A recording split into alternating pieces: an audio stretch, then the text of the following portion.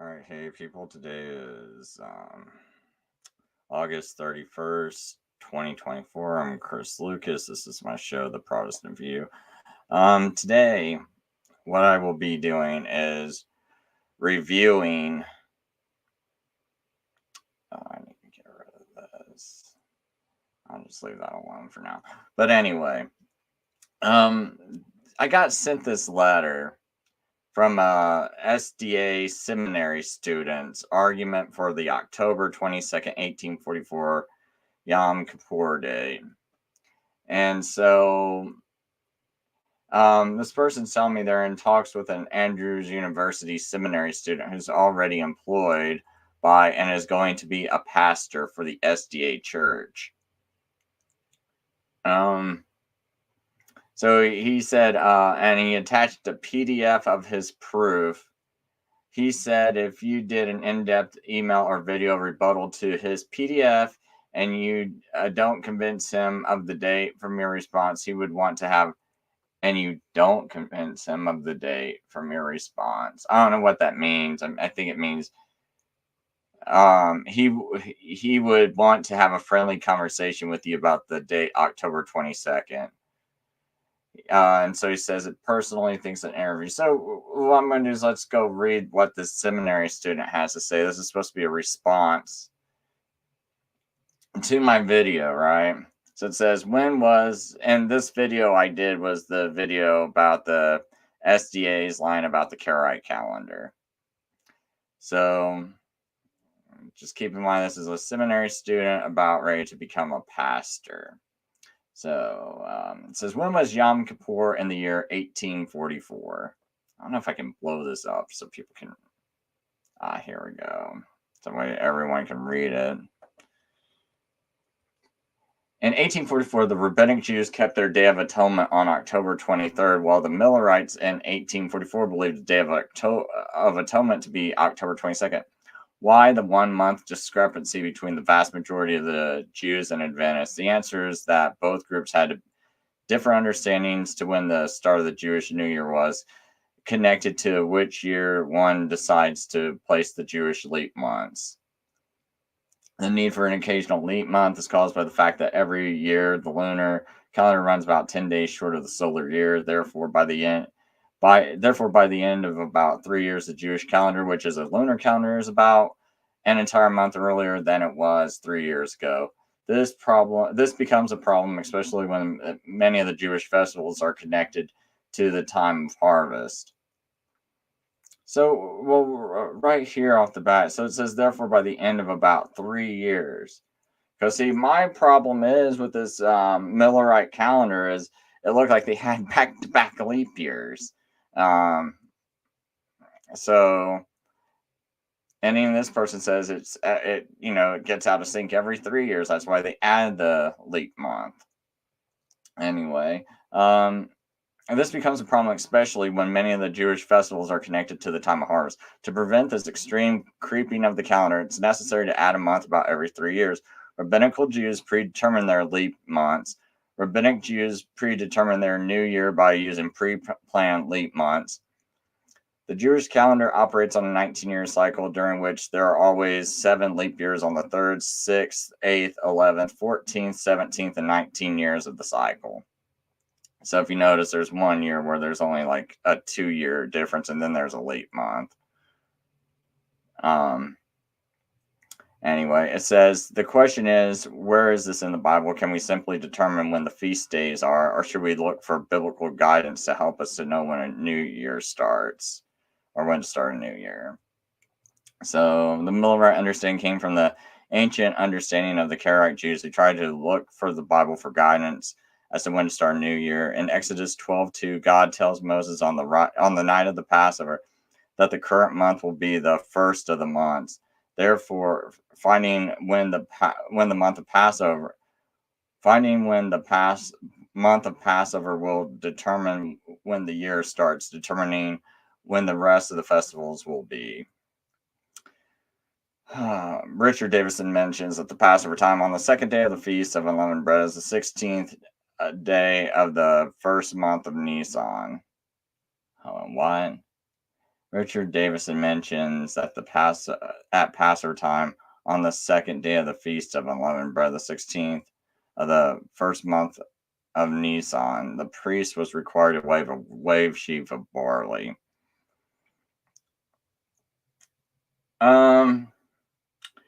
Well, on that part, I would say that's wrong because, and the reason why I disagree with this guy, Richard Davidson, is because the Sadducees ran the temple at the time Jesus was crucified.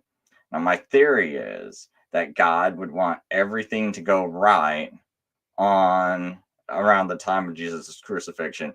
So maybe you could argue that there were periods of time when things weren't done right.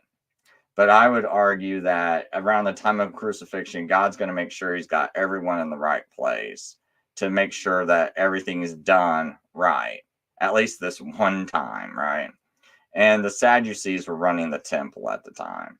And the Sadducees would do their first fruits, which is what this is talking about, the wave sheaf. This was done after the weekly Passover. So you have your what do you call it? Like your Paschal Sabbath, right? For the Passover Sabbath.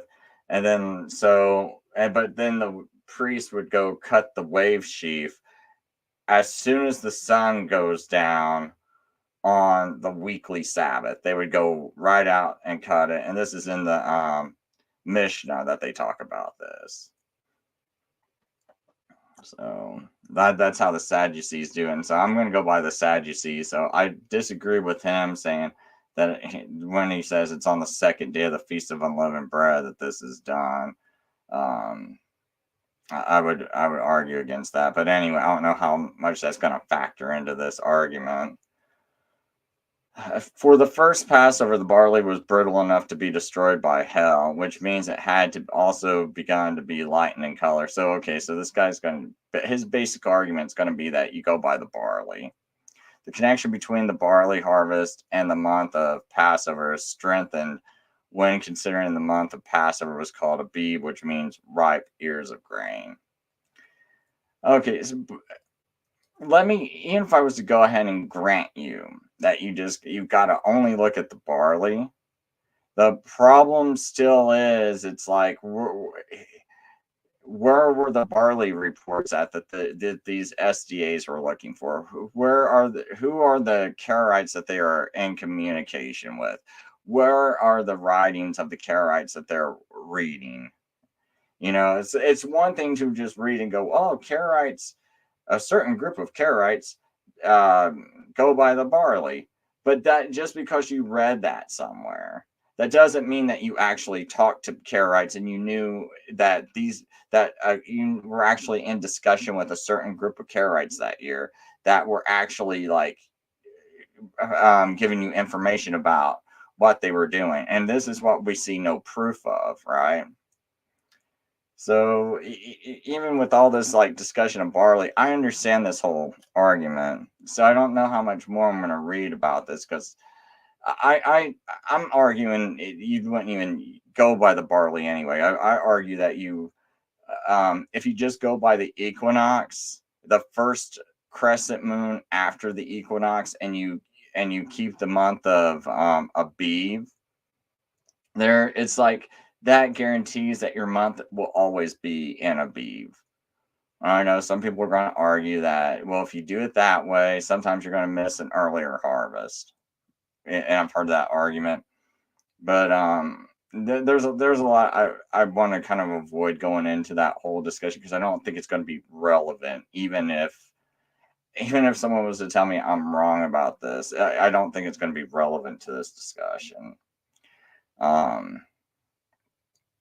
Because it looks like this guy is basically just arguing about this.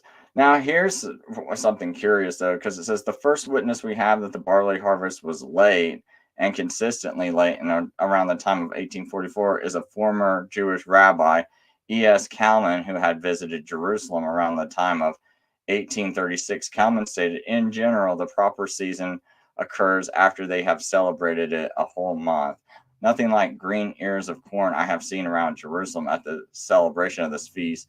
Karaite Jews observe it later than the rabbinical, for they are guided by the Abib, and they charge the latter with eating leavened bread during that feast.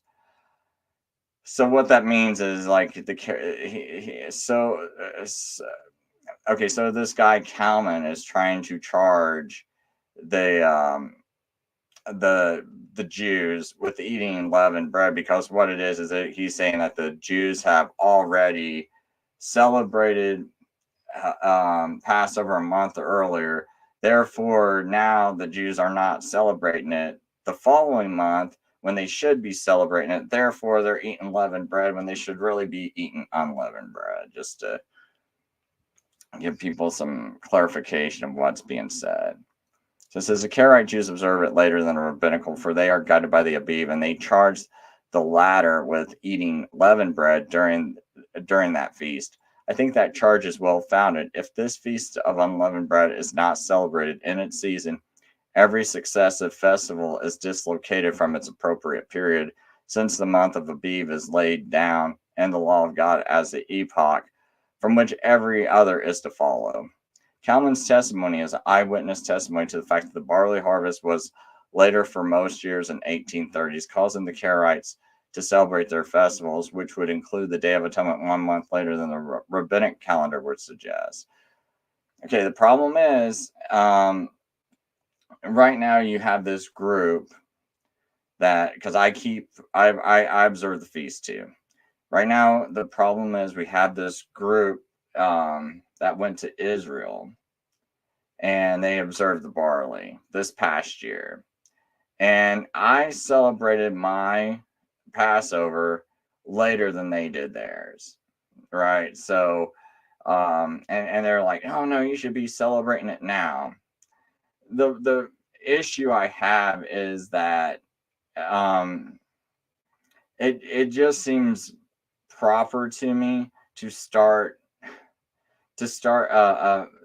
your year after the equinox. And I'm right now, we will know if I'm right when it comes fall, because in the fall time, if these people are still harvesting crops, and the people who started their Jewish month a month earlier, if they're still harvesting crops in the fall while when it's supposed to be the month of Tishri, we're going to see if they're right or not. So, because it's like my whole thing was thinking that they celebrated it too early this year. But here's the thing too, though. They consider my Passover to be late, right? And my Passover was on April 24th this year, I think. Now, these people are celebrating a whole week later. And so if mine's considered late, and these people who are observing the barley are a month earlier, and they're already telling me that I'm 1 month late, yet these people are celebrating Passovers that are in the month of May, according to their writings, right? Because the one that was a year before was supposedly, they didn't start their month of Abib until April 29th, which means they had a mid-May Passover. And then in 1844, they're saying they didn't start their month of Abib until April 18th, which would mean a May 1st Passover.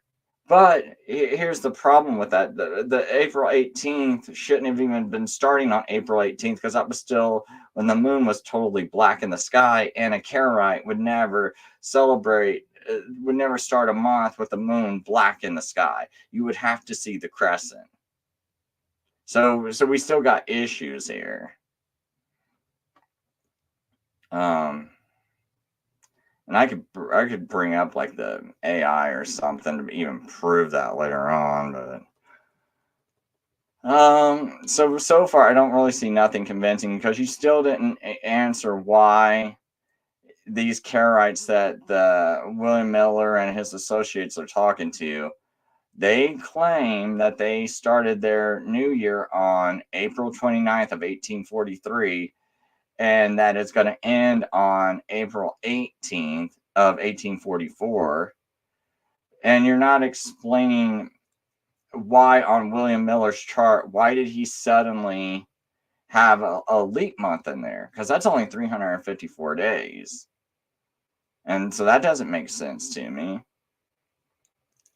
So it says the second account that we have that suggests a late barley harvest in the 1840s compared to what we see today is another account from Johann Gottlieb Bull and the Dictionary of Holy Bible from the 1700s, which states barley is ripe at the beginning of April and the plain of Jericho and all parts of Palestine.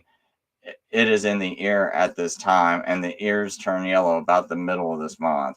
If the barley was not ripe until the middle of April, the first month which would include Passover, we need to start after the middle of April. Oh, see, just because sometimes it might not be ripe doesn't mean it's all the times. Like I said, this year I celebrated my Passover on April 24th, so it would be ripe. Okay. And I think it was definitely ripe. In the middle of April is about April 10th. That's when the month would start.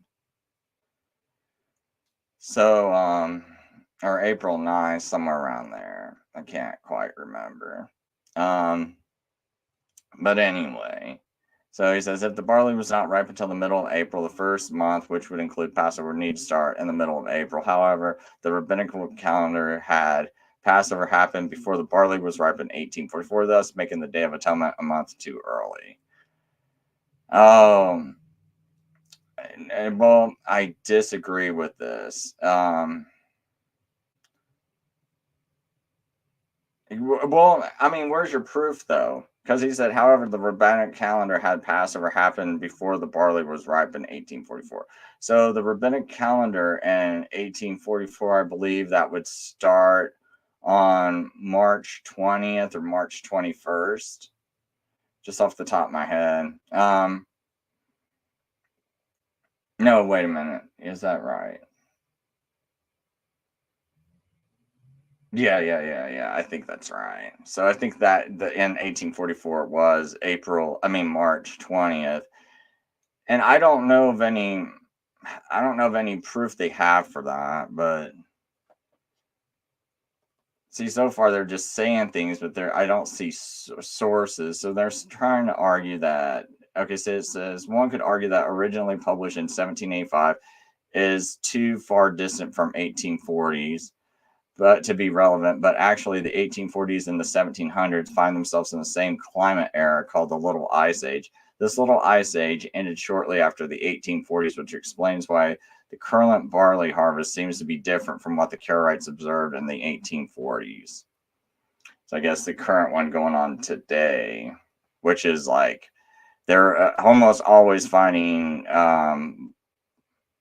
barley in the Aviv in the month of March or the very early April. So far, I don't really see nothing very convincing that really addresses the problems I brought up in my video. Although the evidence for a late barley harvest is sufficient to warrant belief in October 22nd date for the Day of Atonement in 1844, the Babylonian calendar may also provide corroborating support for a later date of atonement that year.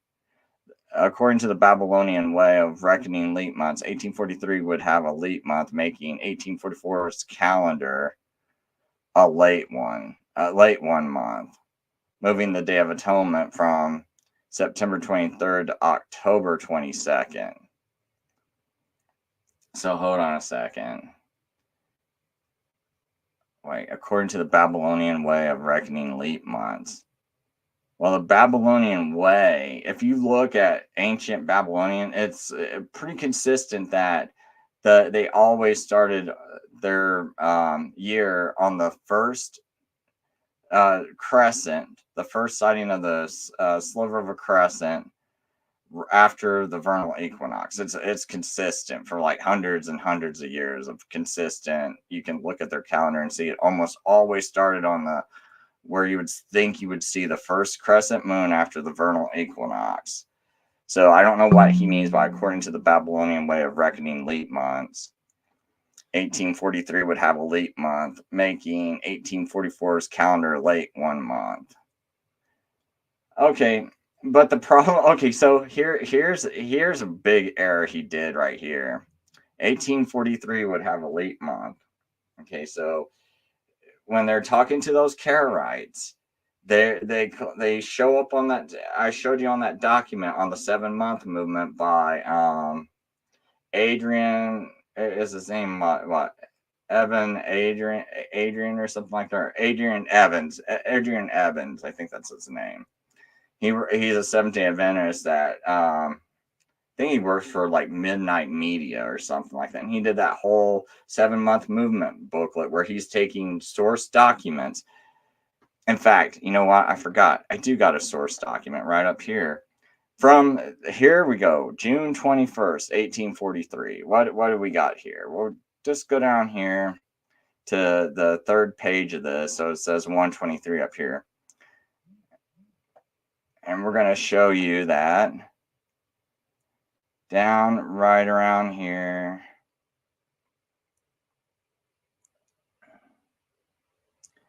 I know it's in this section. I'll just read this section. Now there's a dispute between the rabbinical and Karaite Jews as to the correct commencing of the year. The former are scattered all over the world and cannot observe the time of the ripening of the harvest in Judea. They therefore regulate the commencement of the year by astronomical calculations and commenced with the first day of the new moon nearest the vernal equinox, when the sun is in Aries. Well, I don't think the rabbinic Jews do that, but anyway, the Karaite Jews, on the contrary, still adhere to the letter of the Mosaic law and commence with the new moon nearest the barley harvest in Judea, which is 1 moon later than the rabbinical year. The Jewish year of AD 43, as the Karaites reckon it in accordance with the Mosaic law, therefore commenced this year with the new moon on the 29th day of April in the Jewish year of 1844. Okay, so this paper that this guy's telling me, he says in 1843 would have a leap month.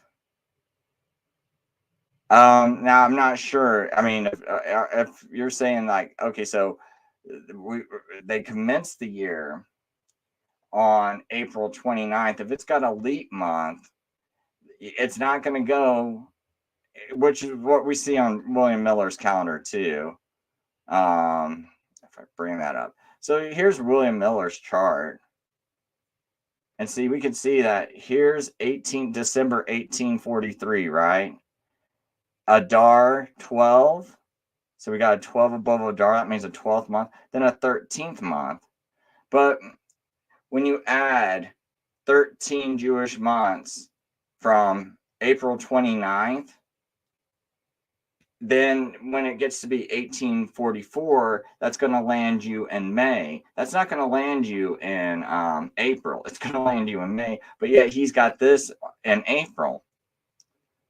And so it's kind of confusing to me, because he's saying this is according to the true biblical reckoning preserved by the Karaite Jews. And we see in this paper that I brought up, there's claiming they're talking to Karaite Jews here, right? So what other Karaite Jews are they referring to? They got to be referring to these until you can show me another source. So if you can't show me another source, then we're going to assume you're talking about these are the only Karaites you ever brought up. So if these are the only Karaites you brought up, and now you're adding a 13th month,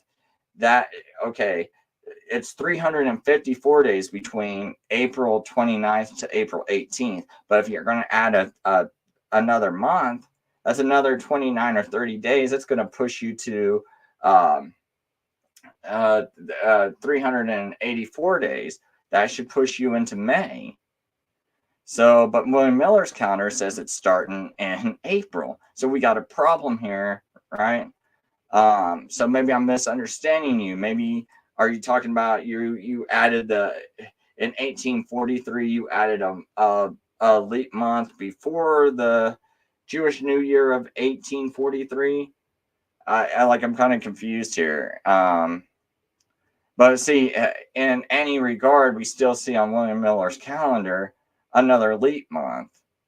So, let's say he was actually talking about the right before 1843 started, and that's why it got pushed to April 29th. And he's not really meaning the Jewish New Year of 1843. He's meaning like 1843 altogether, that they added a leap month in there right before the Jewish New Year and it started. And so that's why it started in April 29th. But if that's the case, we also see William Miller adding another month. So there's no way to really reconcile this from what this guy is writing. He's not seeing the problem is what it is. And that's why I'm not understanding, like, when did that Jewish leap month get added? So it says, if one extrapolates this pattern into the future, we find that 1843 would be the 6th year of the Babylonian 19-year cycle. Hold on. So maybe if I kind of read this a little closer, I can figure this out, what he's trying to say. I really wish I knew what this A and M and all this stood for. Okay, so he's not extrapolating it all the way out to this year. So he's saying if you were to do it, you would find out. So I still can't get a real good answer. But either way, it doesn't seem like he really answered the question and just created a problem. You see, I would think that you would have to have a leap month in 1843 to make it to where you're starting the or prior to the Jewish New Year of 1843, you'd have to add a leap month to even make it start in April 29th, which just seems ridiculous to me. Because then you're talking about you're harvesting like what, in like November, December, and you're still doing harvesting.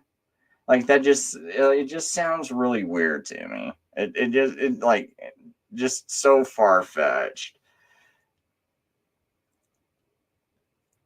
So this methodology is sound, but the strength of the argument depends on whether one should use the Babylonian way of inserting calculations. She argues in Babylonian under Persian control. I don't want to read all this because this is just kind of.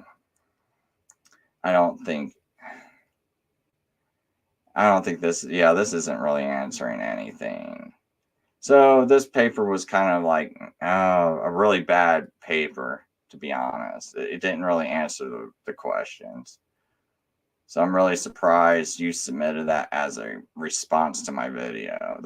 This is terrible. Yeah, this is kind of trash. So let's see what else we got here. So I think this is something new he sent me. Let me make sure.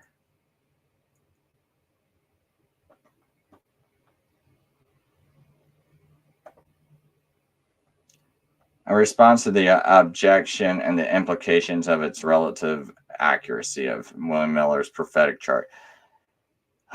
This paper will show that William Miller did not make a particular claim mistake in his 1843 to 1844 calendar. It will then show that a possible mistake neither affects the fact of the Day of Atonement was on October 22nd in 1844, nor disproves Ellen White's claim that God guided William Miller in his prophetic reckonings. So this definitely, he watched my video. But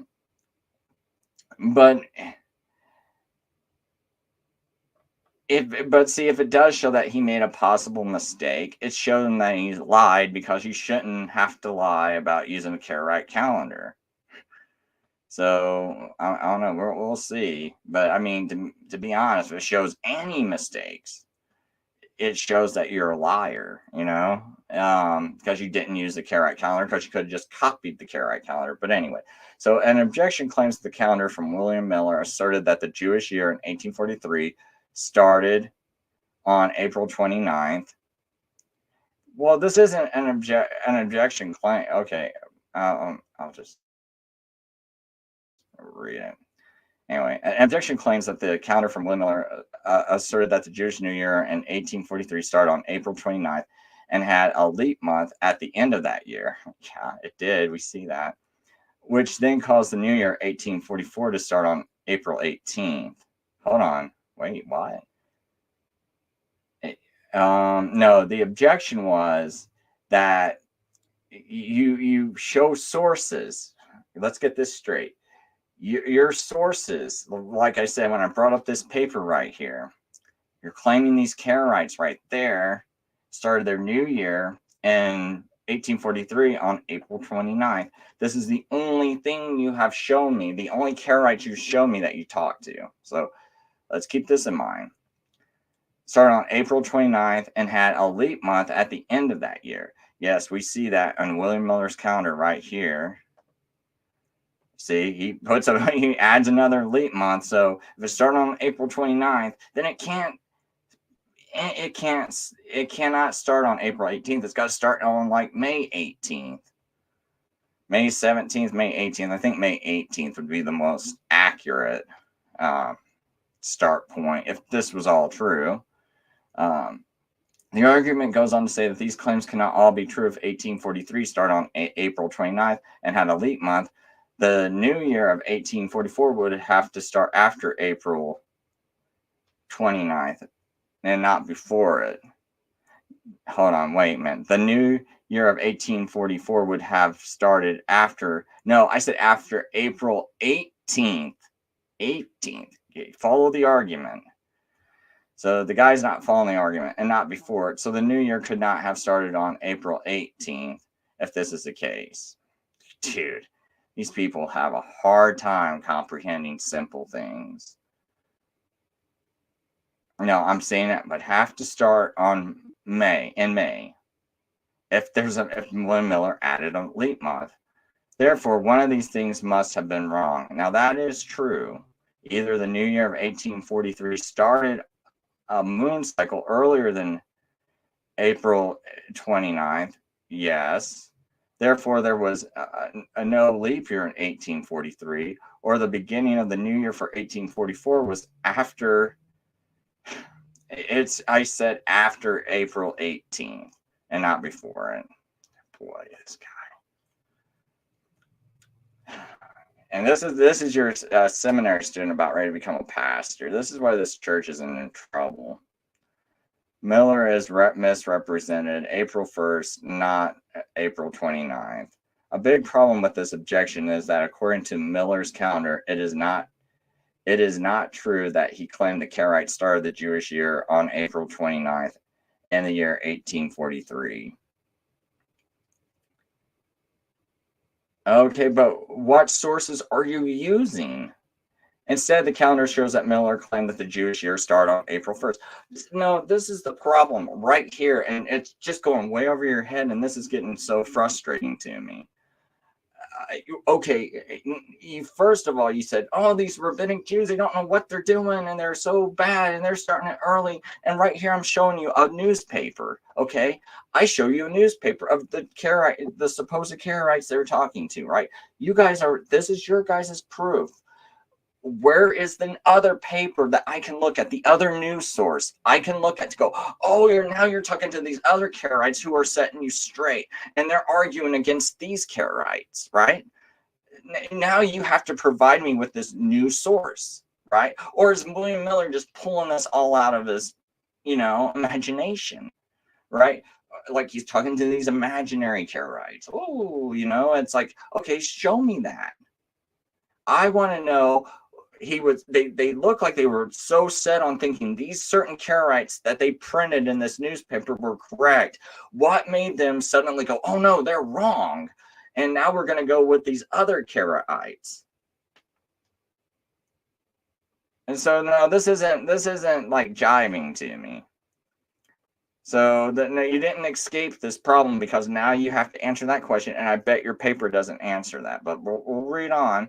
A big problem with this objection is that according to William Miller's calendar, it is not true that he claimed the Karaites started the Jewish New Year on April 29th in the year 1843. Instead, the calendar shows that Miller claimed the Jewish year started on April 1st. Okay, let's just kind of So yeah, okay, so I see. He's going to go up here. And this is kind of, can't really read this good, but I bet he's pointing to something up in here. But I'll read his paper. Oops. Where is that? I don't know why I did that. Sorry. Go down here to that.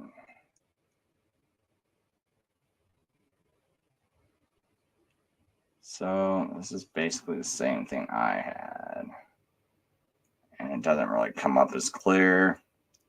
As you can see, Exhibit C, Miller states the Karaite reckoning began the Jewish year in 1843 is April 1st, not April 29th. This is significant because if the Jewish New Year started on April 1st of 1843, then and there was a leap month at the end of the year, as William Miller also claimed, then everything does add up. So see, he's saying, William Miller is actually saying it's April 1st, and he's going against the Karaites. Okay, so now are we going to say the rabbinic Jews were right? And where is all this writing at? Because this is my problem, is that you guys can't keep your stories straight. Are you going by Karaite reckoning or not? And if you're going by Karaite reckoning, where is it? Like, I want to know that you're not just making up your own calendar and that you're actually using Karaite reckoning so we can actually know there's some proof of what you're saying, not that you're just making it up. Okay? And what we see here is that these are the only Karaites you're talking about in that paper. So if he doesn't do this, you can tell he's just being a dishonest liar at this point. So, but we'll read on. As you can see in Exhibit C, Miller states that with the Karaite reckoning at the beginning of the Jewish New Year in 1843 is April 1st, not April 29th. This is significant because the Jewish New Year started on April 1st, 1843. There was a leap year at the end of the year, as William Miller also claimed, that everything that does add up, and the Jewish New Year actually would start on April 17th of the year 1844. Okay, so here's another problem. Let me just go ahead and do this real quick. We're going to go to Bing, because I know he's wrong about this. Okay. So when was let's see here. I'll just do it this way. It would be quicker. When was the astronomical new moon in the year 1844 in April? Oops. When was the astronomical new moon in the month of April in the year 1844?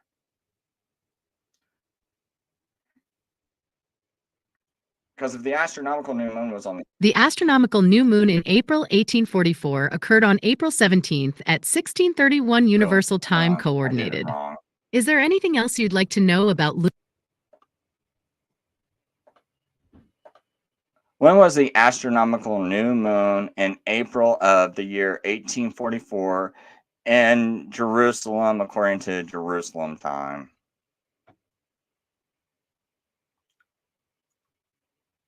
The astronomical new moon in April 1844 occurred on April 17th at 1631 Universal Time Coordinated. Jerusalem time is 2 hours ahead of UTC, so the new moon would have been at 1831, 6:31 p.m. Jerusalem time. Is there anything else you'd like to explore about lunar phases or historical astronomy events? Okay. I could have swore that it was not at that time. So I got to think about this. So it's April, so it's about 24 hours later. Would be the crescent on the 18th, so the evening of the 18th. I got to think about that one. Okay. So at least the astronomical new moon equals up. So we'll keep on reading. So the rest of the paper will explore what would happen if Miller was internally inconsistent, which would be the case if he believed the Jewish New Year began on April 29th in 1843.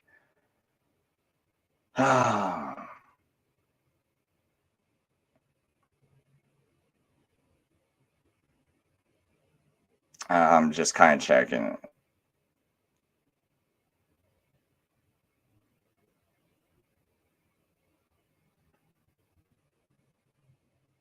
Okay, I had to kind of reread something because I'm sorry about that. He's going to explore the rest of this thought. So, does the theoretical mistake affect the date of the Day of Atonement? Although already disproven, which you did not, you still haven't disproven it. If because where's the Karite sources? You have to show me that you talked to some new Karites and that you're not just making this stuff up. Because what I'm thinking is that you're just kind of reading a bunch of things and you're reading that sometimes Karaites start their year late, but was this particular year a year that they actually did start it late? And if so, where's this report at? Where's this documentation at? Because all you should have to do is copy from actual Karaites. But even the Karaites you're claiming to talk to, your calendar doesn't even add up to it. So, although already disproven, if it's true that Miller believed that the Jewish year began on April 29th of the year 1843, it is not true that this mistake in his calendar affected the October 22nd date of the Day of Atonement in 1844. As we mentioned, if the Jewish year began on April 29th in the year 1843, Miller was either wrong about the new year of 1843 starting on April 29th, that there was a leap year in 1843, or that the beginning of the new year for 1844 was on before April 29th. I wish he didn't keep saying 29th because that's really confusing to me. My argument is before April 18th of 1844. Or maybe he's saying the beginning of the new year for 1844 was before April 20th. Oh, okay, now I see what he's saying. The beginning of the new year for 1844. Well, no, I don't see what he's saying. The beginning of the new year for 1844 was before April 20th. No, I'm arguing April 18th. It's got to be before. But I'm saying that it would have started in May. However, as long as these mistakes still allow for the Jewish year of 1844 to start on April 18th, then the Day of Atonement would still be October 22nd.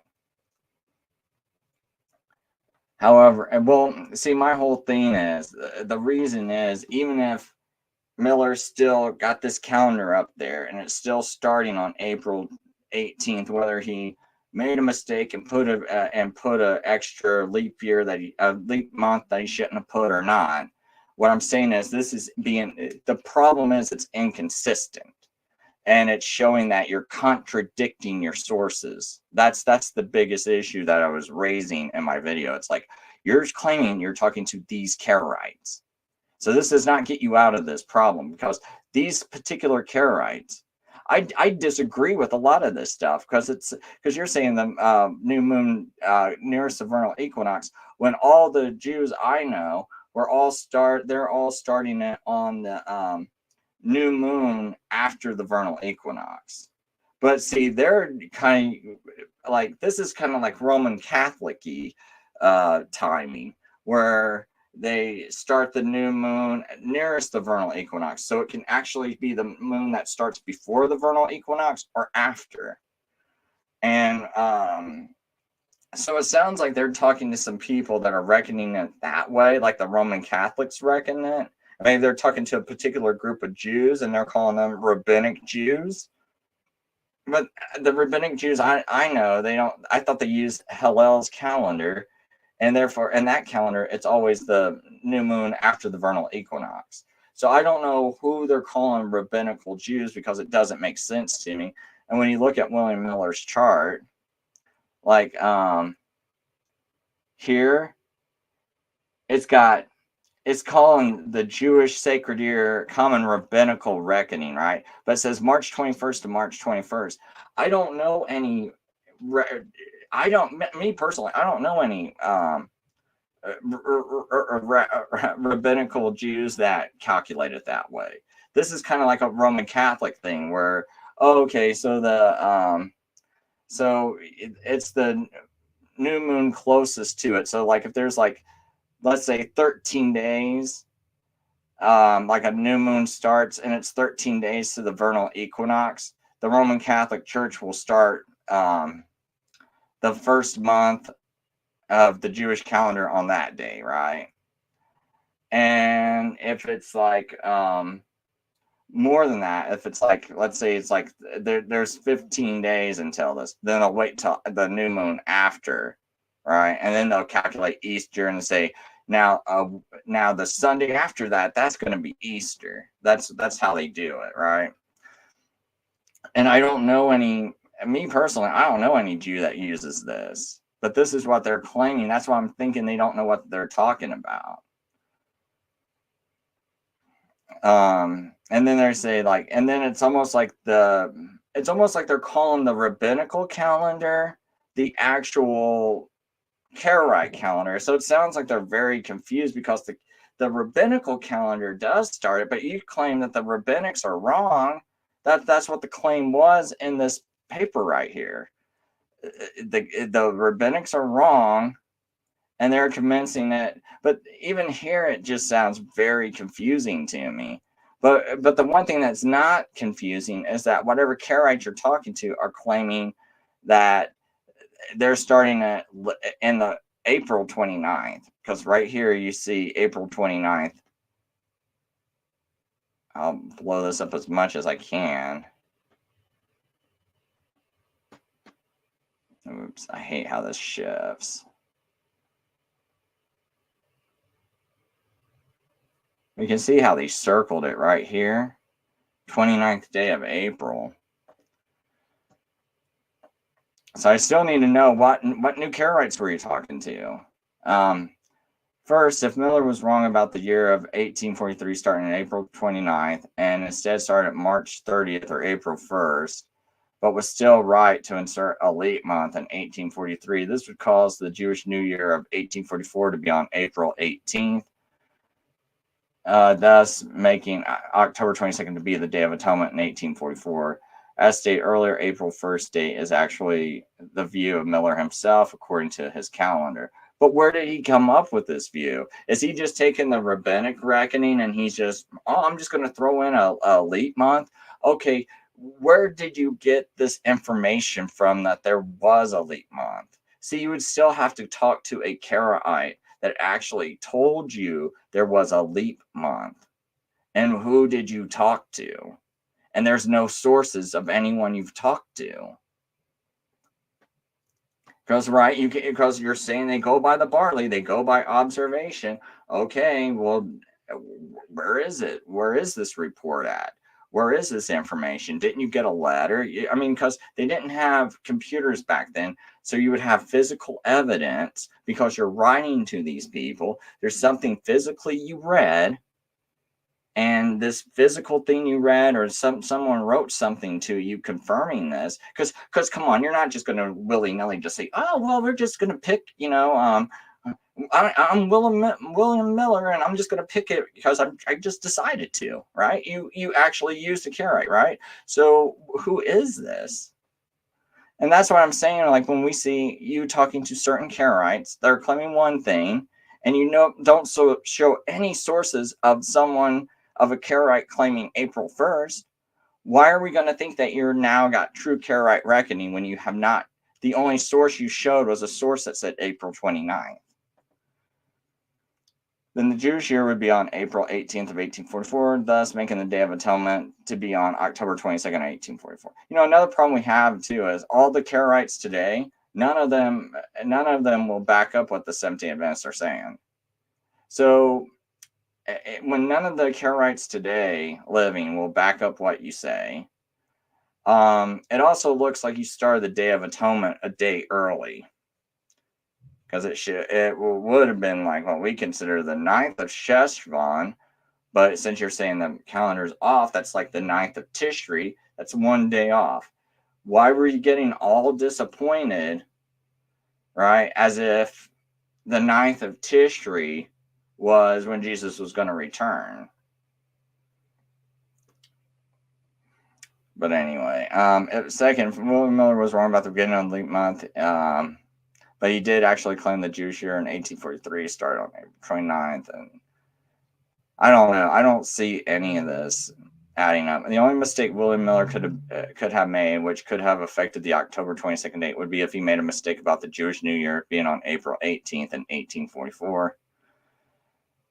Well, there is evidence because they don't have back-to-back leap years. And you added a leap month, and we just never see. Part of the problem is we never see Jews celebrate Passover in May. You have Jews celebrating Passover in back-to-back Mays. Now you're claiming that William Miller is not going to go by the Karaite reckoning, and then you're still claiming it is Karaite reckoning without showing sources. So you still have to provide sources and show that he's not making this up. Because if you're supposed to be going by the barley, you still need barley reports or something. I mean, but I don't think you have barley reports. You don't have any information about this, and you're just seeming like you're just declaring it so. And see, the problem is William Miller's possible mistakes. It looks like lies to me, right? So I just don't think this thoroughly addressed the problem. Here, I want to ask Being something.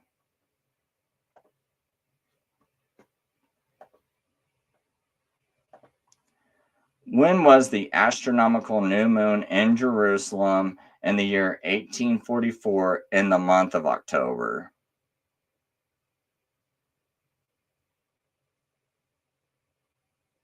The astronomical new moon in October 1844 occurred on October 12th. In Jerusalem time, this would have been shortly after midnight. Is there anything else you'd like to know about lunar phases or historical events? Okay, so that means the wait a minute, what time? What time in Jerusalem did that occur on?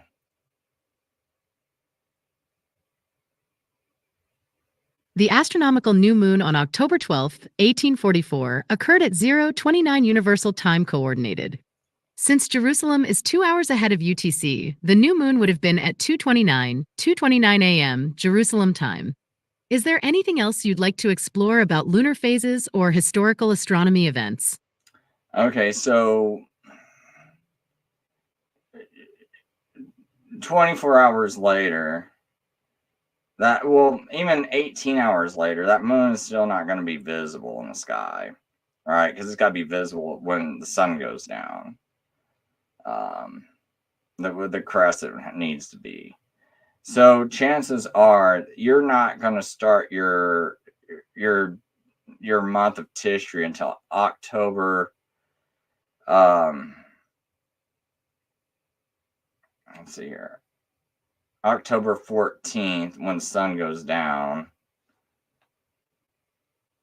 So 10 days later, that's going to be October 23rd. That should be the...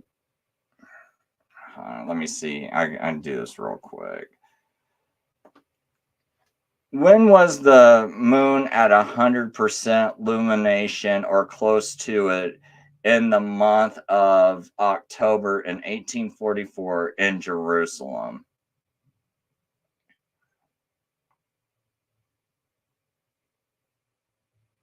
The moon reached 100% illumination or a full moon on October 25th, 1844. In Jerusalem time, this would have been at 7:05 a.m. on October 26th, 1844. That's the 10th of Tishri. Would you like to know more about lunar phases or any other astronomical events? Shoot, I forgot, man. So it would be sundown October 22nd. So sundown October 22nd to sundown October 23rd. I think that might be right. I don't know. I gotta think about this. I think they're a day off on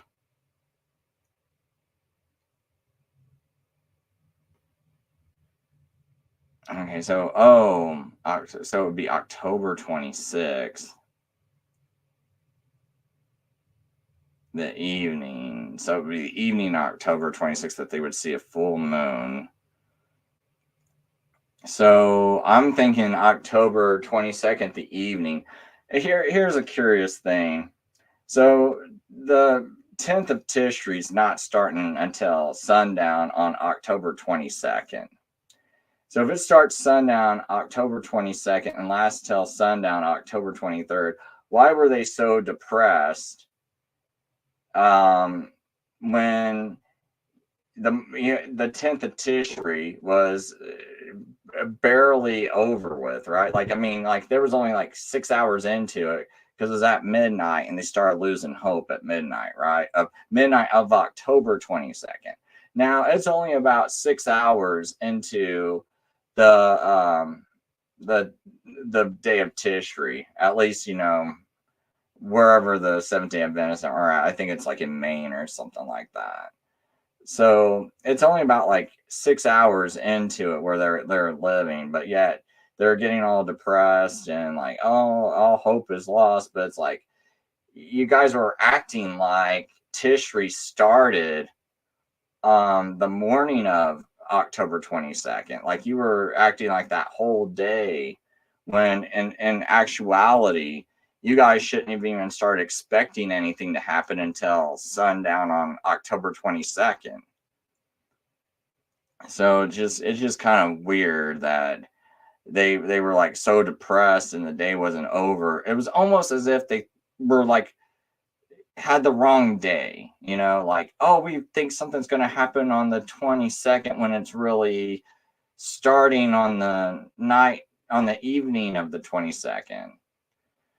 You just want to read their writings. It just seems like they thought it was supposed to be like the 21st to the 22nd with the way they're reacting, right? Anyway, it says, however, just because God guided Miller on prophetic dates does not mean that he gave Miller the correct reasoning for the dates. It could be the case that God guided Miller in arriving at the correct conclusions, but did not guide Miller in the exact way he would come to those conclusions. For example, if I'm led to believe in God through a poor argument, such as the ontological argument, this does not mean that God did not lead me to this belief in him. It's possible for God to lead people into correct beliefs by even allowing them to use poor argumentation. Um, Also, another point to mention here is that Ellen White claimed that Miller was led by God while also knowing Miller was wrong in the theology of the prophetic period, namely that Jesus would come back in 1844. Ellen White also knew that Miller once thought that Jesus would come back in 1843 and not 1844, yet understanding grew. All this shows that Ellen White only meant to endorse Miller's endorsement of the prophetic times of his chart, not the specifics or the theology of the chart. Therefore, whether or not Miller got his information from Karaites would not affect the fact that Ellen White only claimed that Miller was correct in his prophetic significance of the chart. So, but the problem is, did he lie? It's like, because he's on this chart, he's saying this is where is that at? See, he goes, this is the problem I have, though. According to the true biblical reckoning preserved by the Karaite Jews. Okay, you're claiming that the Karaites preserved this reckoning. You're claiming that you didn't just pull this out. This isn't just Miller thinking this, right? This isn't Miller. He's saying that he's getting this from Karaites. This isn't coming from me. It's me, William Miller. This is coming from the Karaites. But when I'm reading this, I'm seeing contradictions. So just show me the new Karaites he was talking to that suddenly set him straight. And he's like, oh, those Karaites were wrong. I'm going to go by these Karaites that are believing April 1st. And when it says, and someone said, oh, he corrected it. See, at the bottom it says corrected reckoning. April 1st, April 29th, April 19th, right? And goes corrected reckoning. Okay. And so they're saying that, oh, now he's, Chris, he didn't get this wrong when he added this leap month to it because he's got corrected reckoning. See, I already saw this. It's not like this escaped my mind. Well, you guys kind of missed my whole point. My whole point was I need this reconciled. Like, what Karaites did he suddenly start talking to that decided for him to correct this? If that's what your claim is, that now he's correcting his earlier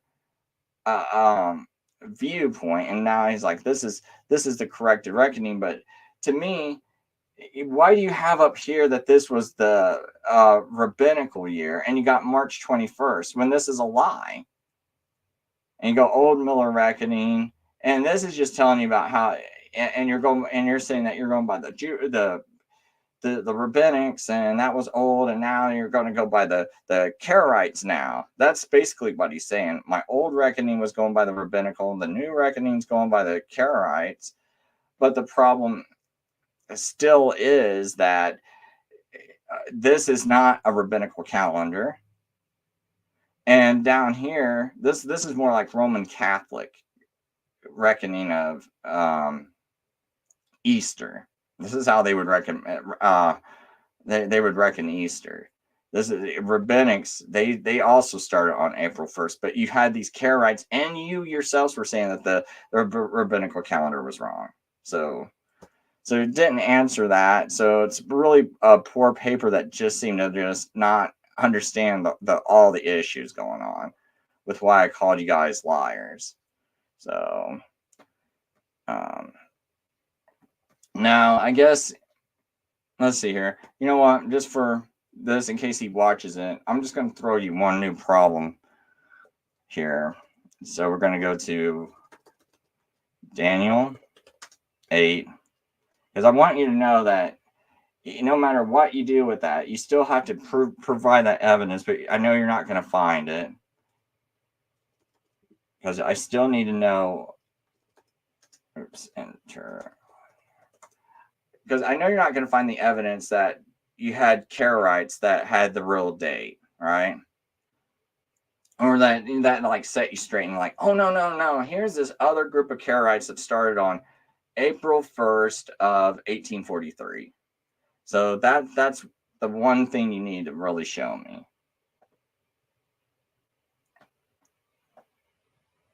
But then second of all, you're doing that all based off of a bad understanding of Hebrew and not reading the Hebrew. I should probably bring up just a regular, just so I can walk through it real fast. But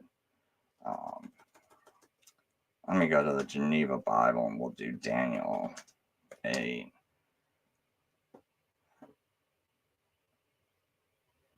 Oh man, that's so tiny. Why did it come up like that? I need to find a better website because I can't.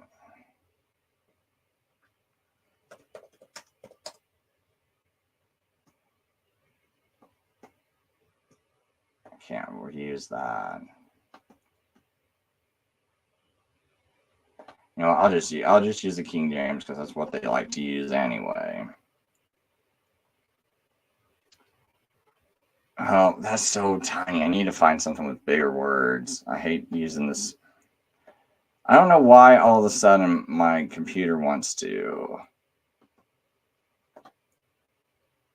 show it like this.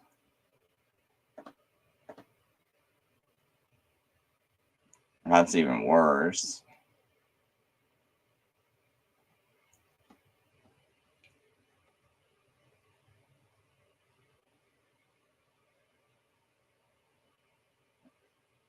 Well, I might not be able to do this because I can't get this. Here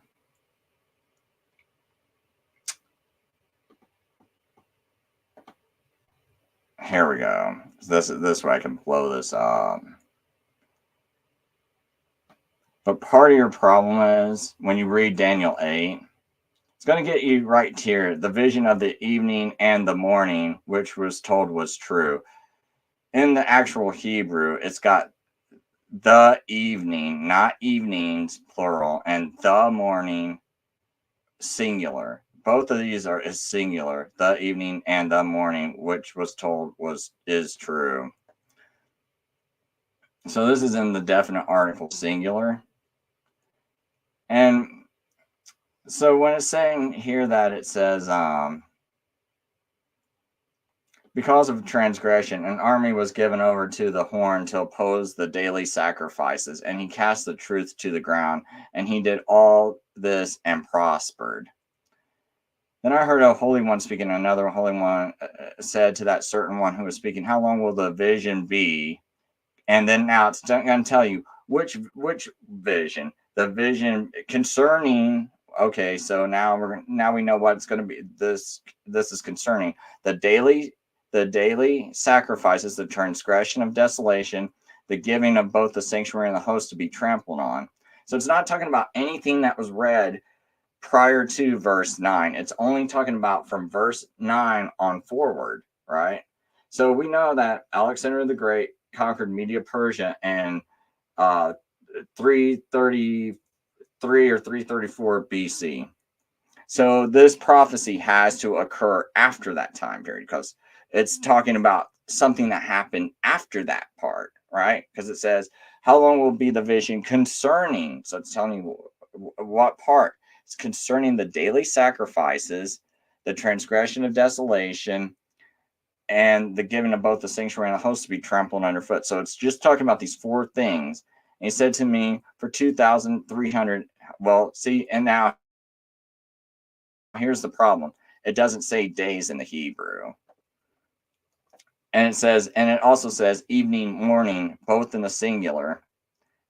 2,300, then the sanctuary will be restored.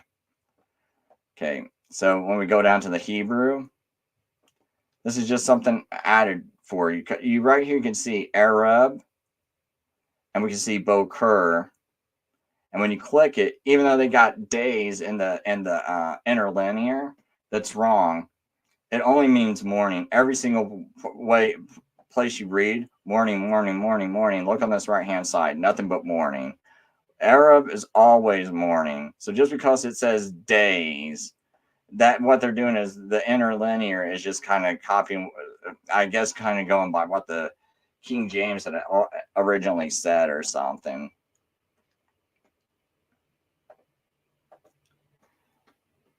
But Bokur, that just means morning, and we also see that's in singular. If it was in plural, they would transliterate it to have an im on the end of it, so it would be Bokurim or Arabim. Bokurim would be the plural for evenings, mornings. So why is it only talking about one singular evening, one singular morning? That would be what you need to kind of focus on. And when we know the daily sacrifice is done, it's done in the evening and in the morning. So now when that verse 14 says evening, morning, 2,300, what it's talking about is the instances of sacrifice when the sacrifice is done. So it's saying evening, morning, 2,300, talking about the daily, referring to the daily. So it's the time that the daily's done in and how many times it's going to be done, right? That's all that verse is saying. And that's the only way I can make sense of why they have it in the singular in that verse. So you would have to also reconcile, like, why did the author use bad English? Because in some of these translations, you can see where they put evenings, morning, 2,300 evenings, mornings. Because what they're trying to do is they're trying to make it proper language, right? And because if it's talking about literal periods of a day, yeah, that's incorrect to say evening, morning, 2,300. You would say 2,300 evenings, mornings. But it's proper if you're only referring to the time that the daily sacrifice is done, which is in the evening, morning, and then you're saying how many times this will be done. Oh, 2,300. So evening, morning, 2,300. Now it makes sense grammatically, and it's like, oh, they're not just some illiterate Jews that didn't put this in plural. They got it in singular for a reason. And then when you get down to the bottom to verse 26, it says the vision of the evening and the morning, which you saw was true. So it definitely needs to be evening, morning, or else where did the vision go? What vision? Hey, Angel, what are you talking about? You said days, and now you're saying evening, morning. Well, where was the vision of the evening, morning at?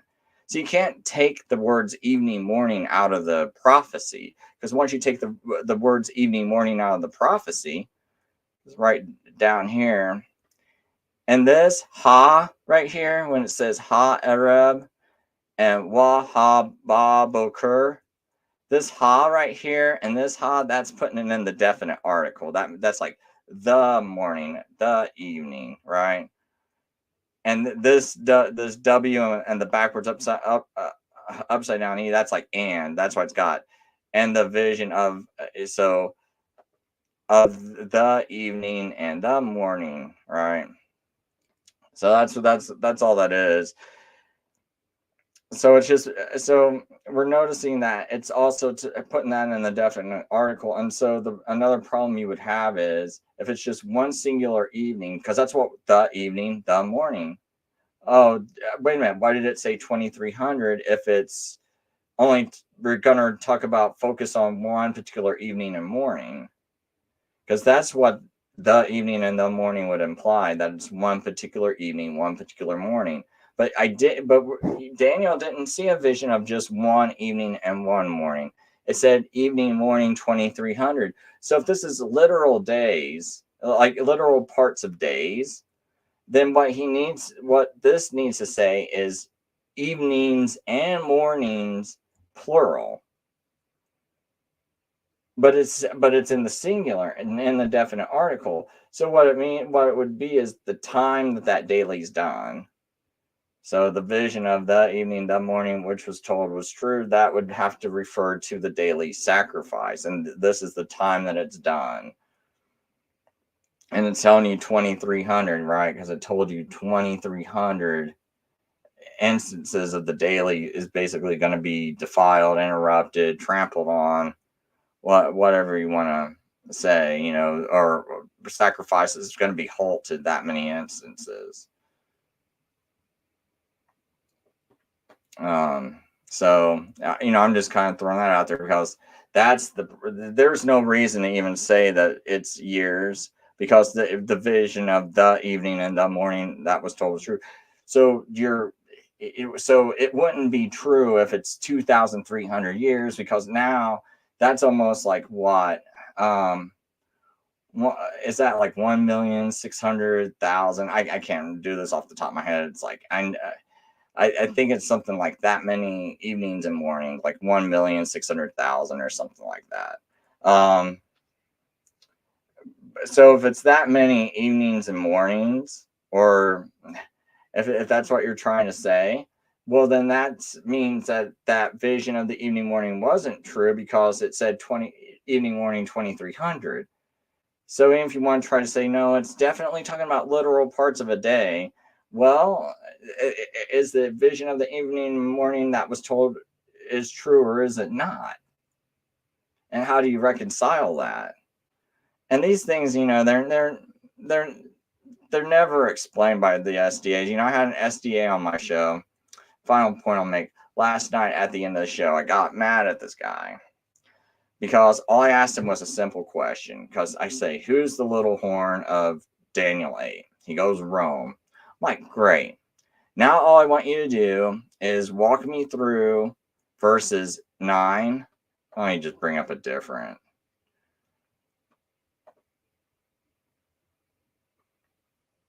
Okay, so maybe this might work.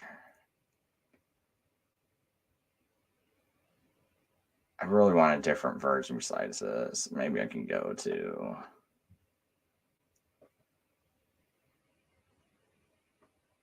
They don't have a very good version. See if the Jubilee Bible gets this any better.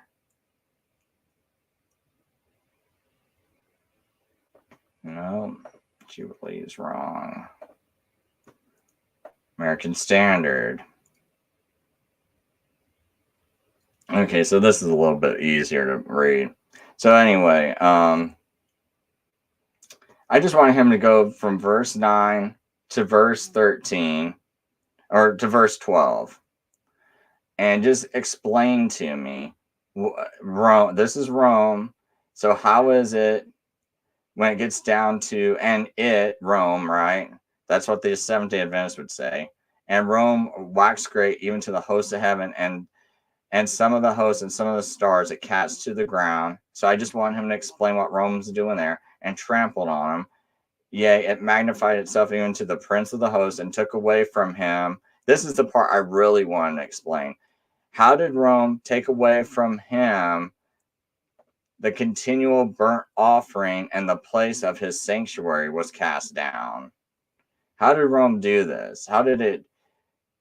And the host was given over to it together with the continual burnt offering through transgression, and it cast the truth to the ground, and it did its pleasure and prospered. Okay, I kind of can know how the 17 events can reconcile some of this, but what would it mean by, the host was given over to Rome together with the continual? What's the continual that's being given over to Rome?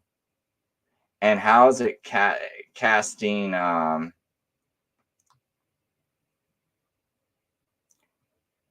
Oh yeah, and how did it take away from him the place of his sanctuary was cast down? Okay, how does Rome cast the sanctuary that's supposed to be in heaven? How does it cast it down? And when did it start doing this? I don't know. Like, because it's like if it's in heaven, I just don't see how Rome cast that down from heaven. It just starts getting to um, an awkward exegesis. And that's why this guy last night couldn't explain it. He kept wanting to go to Daniel 7. I was like, I don't need you to go to Daniel 7 or any other thing.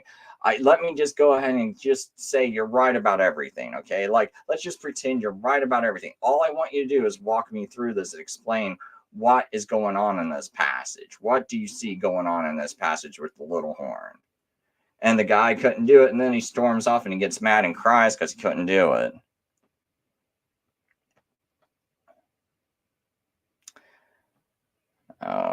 Okay, so I'm going to answer some of these questions in this chat, and I'm not going to make this go over.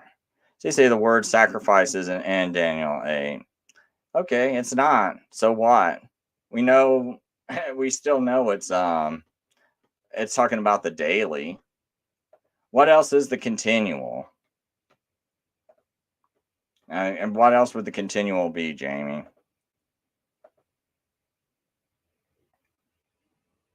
He said, and in literal narrative, it's never evening, morning sacrifices.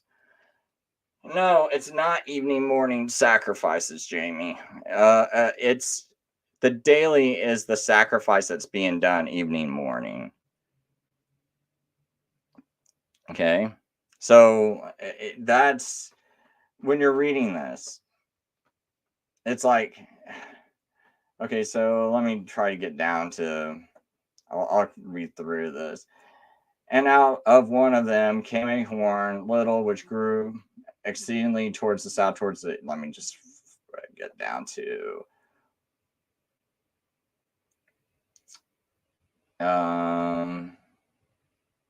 Okay,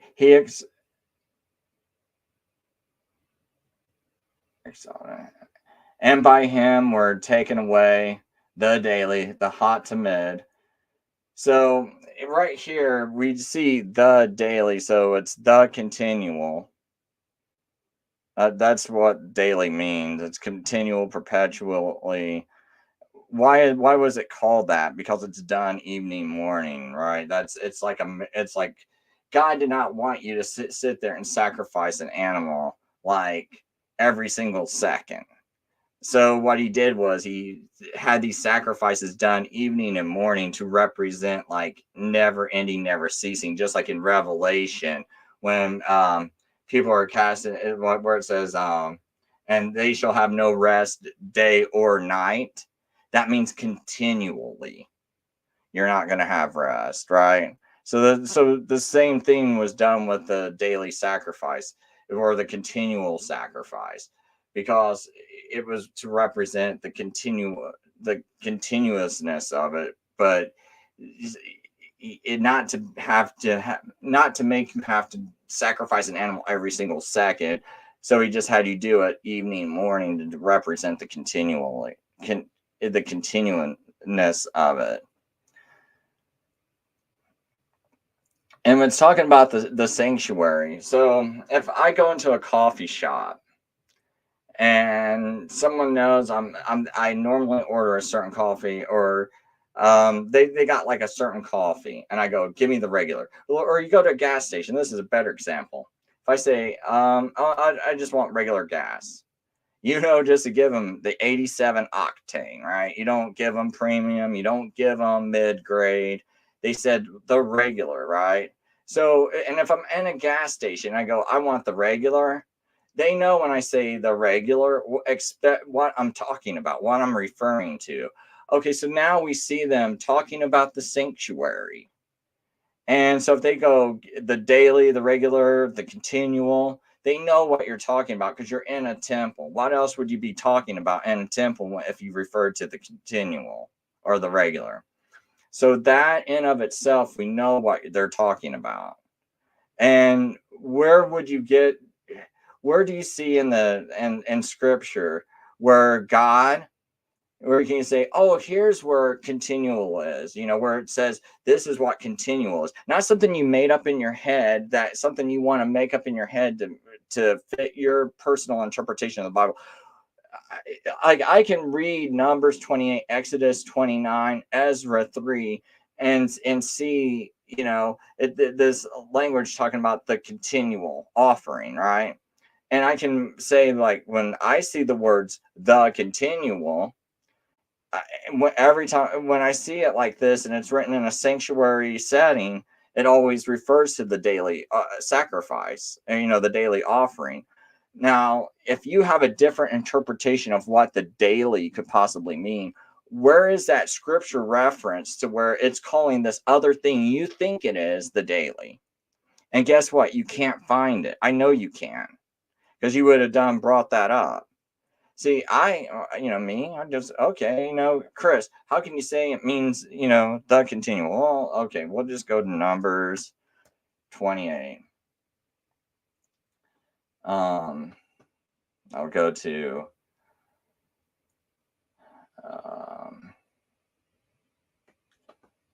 shoot. Just want to go to, I guess that doesn't work too good. Bible.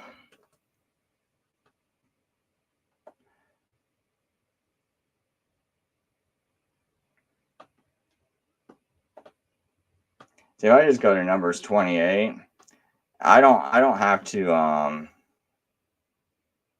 do much. It says, and you shall say to them, this is the offering made by fire, which you shall offer for the Lord, 2 male lambs in the first year without blemish, day by day, as a regular burnt offering, right? So here we got the word regular or continual. It's ha tamid, right? 1 lamb you should offer in the morning, the other lamb you should offer in the evening. So here we go. I even have evening, morning, right? Right here.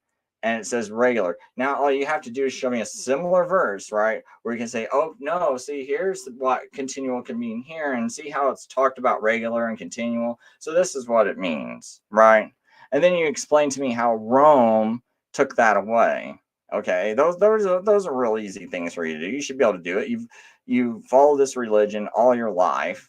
You swear to it by your soul that you're right.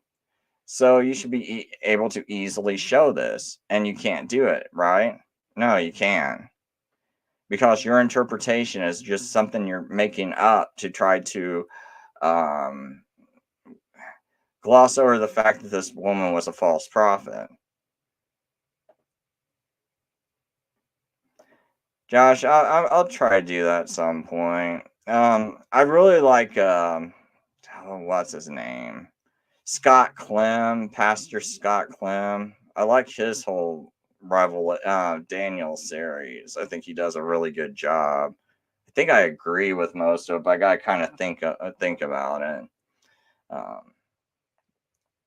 So Adrian says, I know how frustrating it is to see someone that can't see what we know is true. The thing we need to do is forgive the SGAs for is that to them, Ellen is part of their Bible.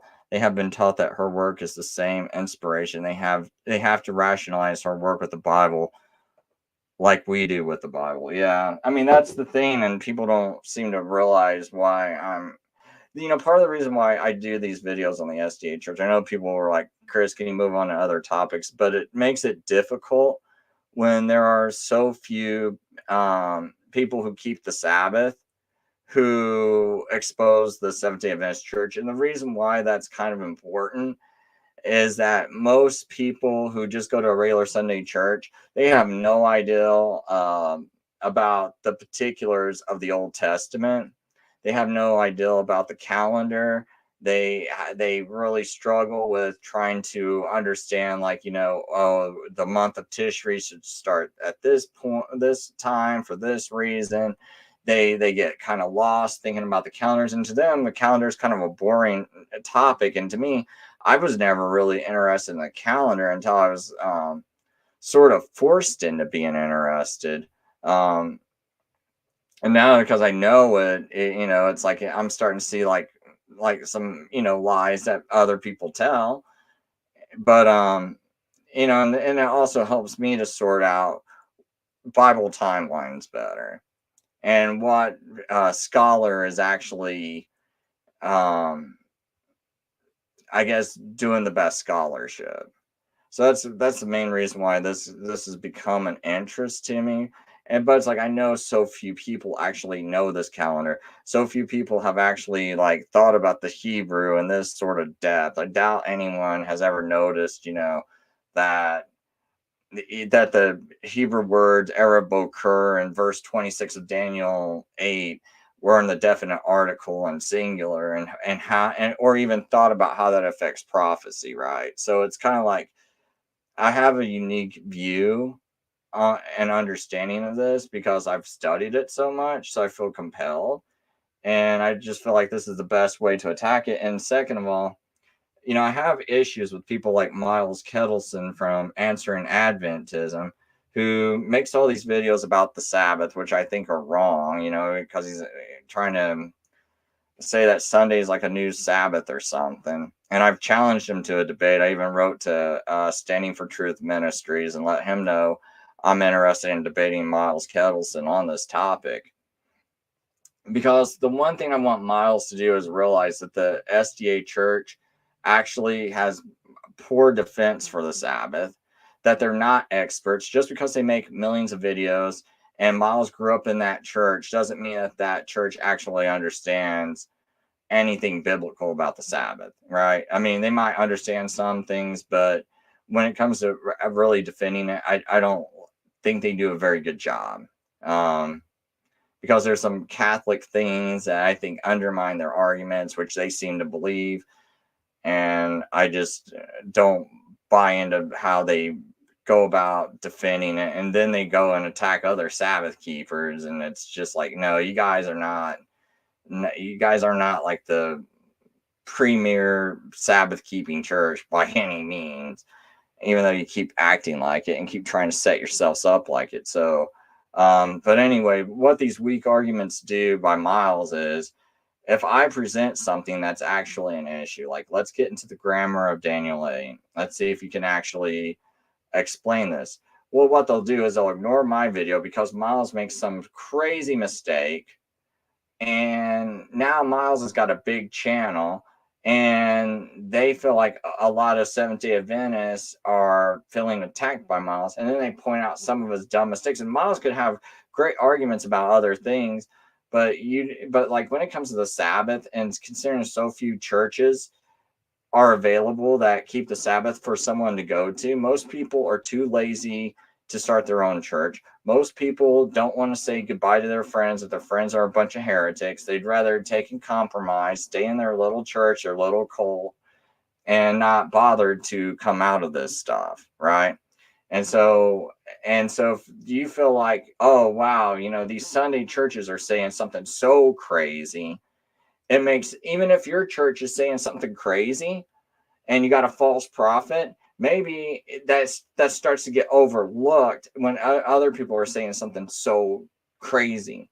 And Miles' arguments are crazy because it's like, why harp on something that just is not in the Bible? Like, there just is no clear passage where it's like, and Paul declared for the first day a new day, and we're all gathering, and we're specifically saying they're gathering to worship Jesus, and it's like, no, it's like, they'll bring up Acts 20, verse 7, and that's clearly a passage about a Havdalah meal. It's like a meal where they get together at the end of Sabbath to celebrate the new week, the head of a new week. I can't remember the whole Hebrew word. There's another Hebrew word for it. But it's like where the Jews gather together. To me, that makes sense. He was just previously in the same chapter of Acts 20. He's talking about observing the Feast of Unleavened Bread. Now he's coming and he's going, and before he travels the next day, he's meeting with these Jews. And even though it says the first day, we can see that first day is, bring it up real quick, Acts 20.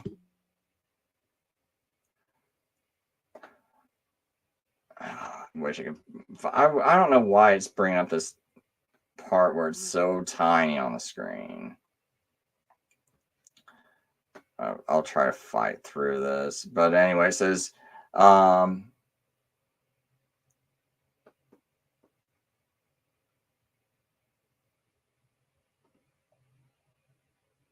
think before this, oh yeah, right here, verse 6, it says, and we sailed away from Philippi after the days of unleavened bread. That's Passover. So it shows you they're still keeping Passover, because this is about 20 years at least after the crucifixion, at least 20 years, because when you read Acts 18, Claudius bans the Jews from Rome, and that was done in 49 AD, right? And we know Jesus was at least crucified. People will at least say at least by 33 AD, and others will say 30 AD, right? So sometime between 30 AD and 33 AD, Jesus was crucified.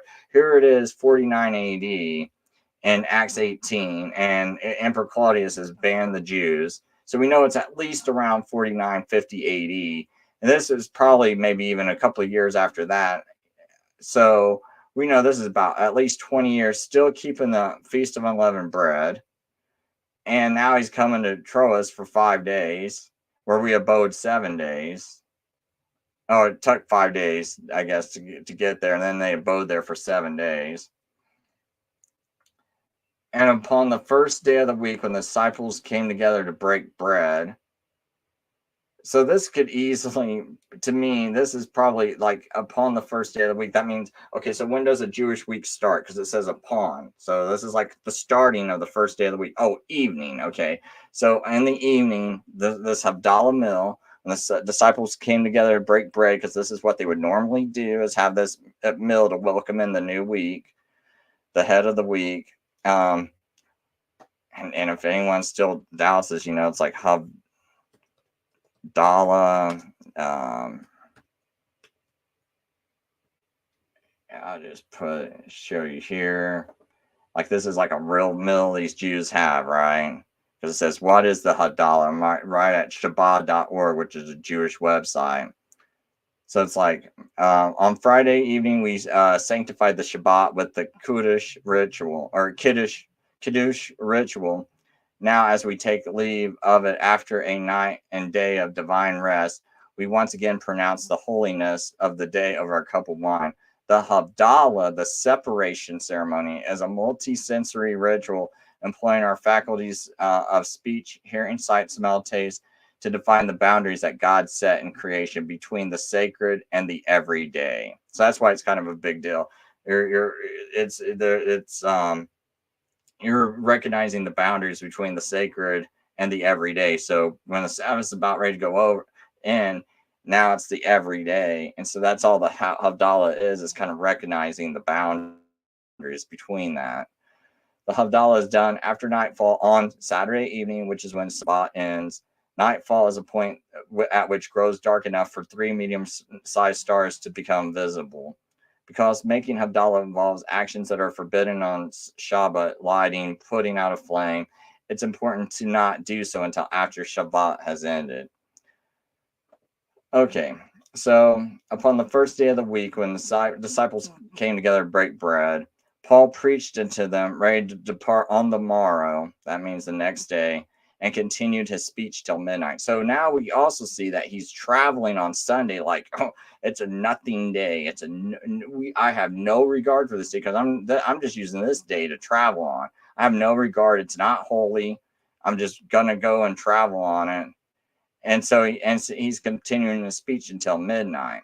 So this morrow is just like, okay, yeah, when sun rises on this day, right? So right now they're in the evening part of this day, and then when it becomes light out, Paul's going to travel on it. So instead of like having some holy get together on Sunday, he's just using that to travel around. He doesn't care about it. And there were many lights in the upper chamber where they were gathered together. Oh, see, so why were there many lights on? See, he's continuing his speech to midnight, and there's already many lights on. You wouldn't have lights on. You don't need lights on during the daytime. You have these lights on because this was an evening meal. And it also makes sense that, do you think he showed up early Sunday morning and preached to midnight? And this was just one meal that they're coming together to break bread? Or does it make more sense that this is a Havdalah meal there, and it says upon the first day of the week? That sounds to me like the beginning of the first day of the week, as soon as it's starting to begin. Oh, and now you're coming together, you're breaking this, just like in that Shabbat article I just read.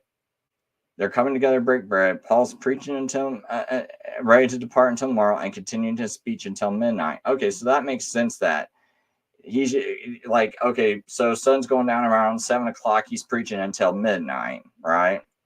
Midnight could be 1 o'clock or so too. It doesn't have to exactly be 12 midnight. So he's preaching until at least midnight though. So about 5 hours. So to me, that kind of makes sense. Paul's sitting there preaching for about 5 hours. They have one meal together, and he's preaching. There are many lights in the upper chamber where they were gathered together. So that matches that.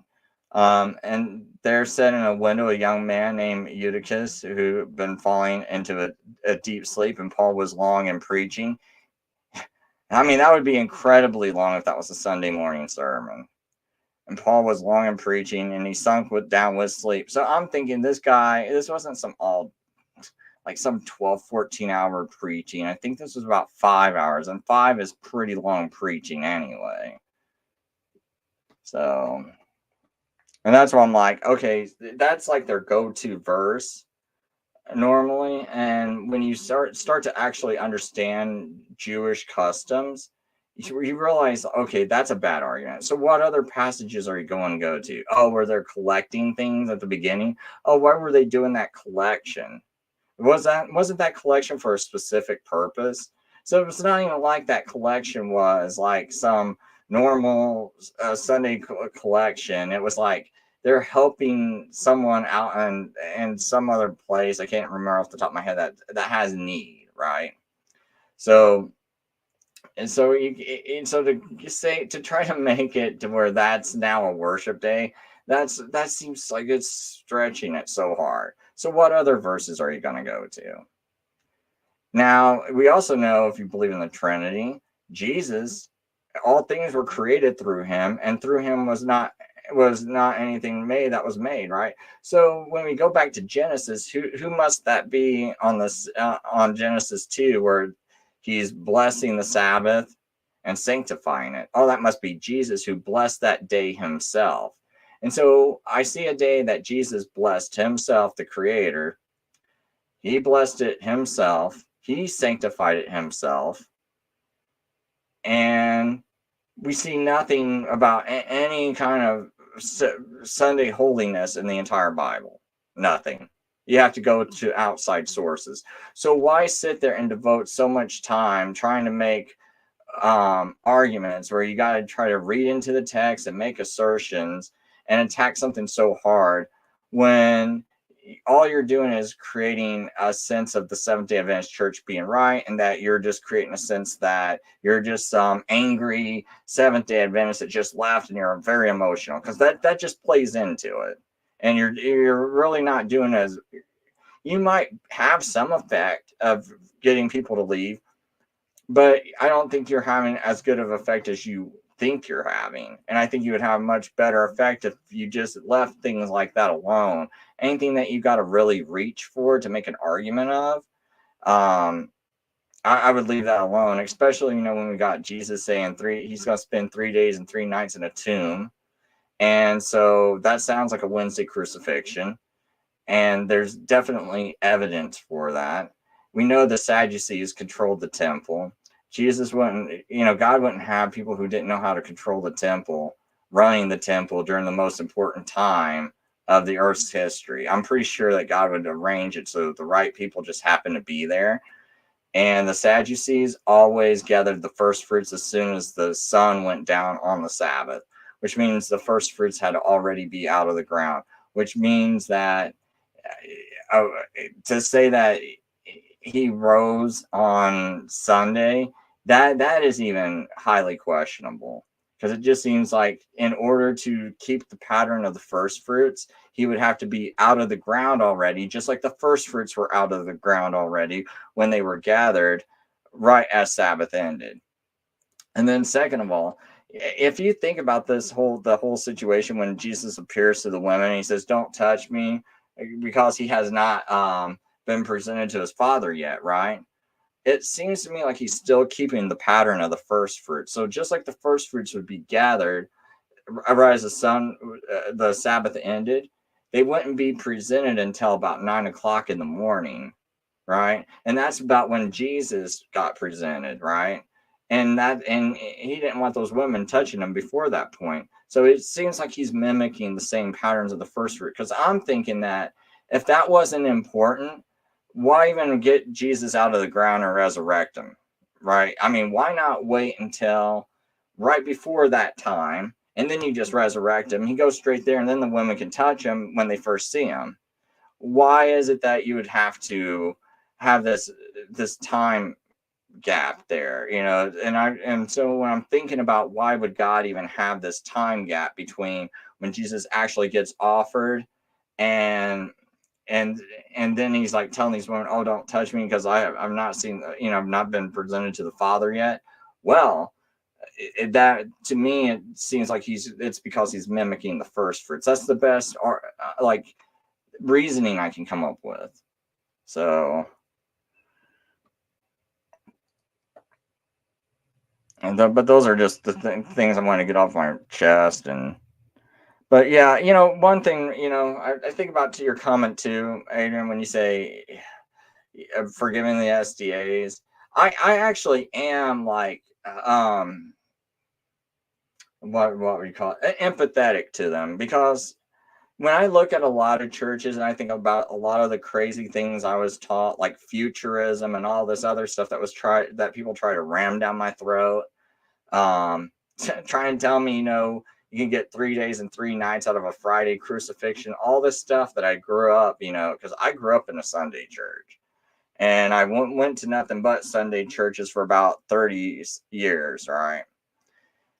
And it wasn't until like a Seventh-day Baptist told me about the Sabbath, and that's when I started, looking into the Sabbath.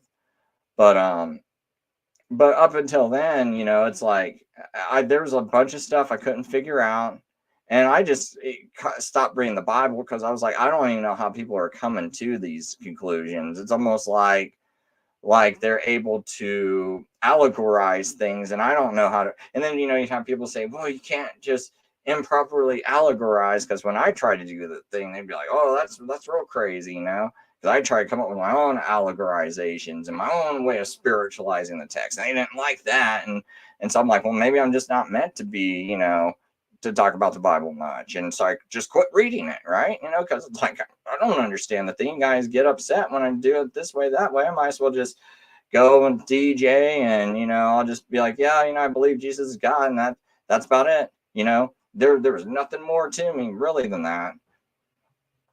And it wasn't until, I stumbled across a Geneva Bible and started reading the footnotes. And I was like, you know what? That makes sense. Jesus, Jesus being, well, first it was reading about the Roman Catholic Church being the second beast of Revelation, and just seeing all these like footnotes in Revelation. I was like, that makes more sense to me than everything I've been taught in these churches. Then I go to Daniel 9 and I read that. I was like, that makes more sense than the futurism I've been taught. So, and then and all this, I've just started to, I learned maybe about 8 years ago, 9 years ago, but have only been studying it for 3 years, right? Real hard. And so, but I can understand how a Seventh-day Adventist, when you see these other churches and all this nonsense they teach, where you would look at it and go, well, they make really bad arguments about breaking Sabbath. They make really bad arguments for Sunday. They call my church a cult, but what other churches they're really to go to? Maybe Ellen's right. I mean, I can honestly understand how these guys go, well, maybe Ellen's right, because you look at some of the crazy things these other people try to make up. And it's like, maybe she is a false prophet, but man, it's like, where else am I going to go? I can even see someone being like that and just like, just going to go, I can ignore it. She got some things wrong, but it looks like everyone gets a lot of things wrong. And it looks like she got a lot less wrong. So I'm going to justify going to the church because of that. Like, I get it. But at the same time, when I point out errors, like, dude, it looks like you guys clearly lied about the Karaite calendar. You guys clearly are not part of this Daniel 8 prophecy. This is clearly Antiochus. You're clearly not reading the text properly. Then you can clearly see these other false prophecies she makes. She had a chance for that food for worms prophecy. Those guys come up to her, and they come up to her around, what was it, about 1903, 1904. And they come up to her and they're like asking her, hey, can you tell us any names that might not be on this list? Because they were trying to compile a list to see who was all at that Battle Creek in 1856 to see who all heard that food for worms prophecy. Because she says some will be food for worms, some will be translated. So they wanted to see who was still alive to see how,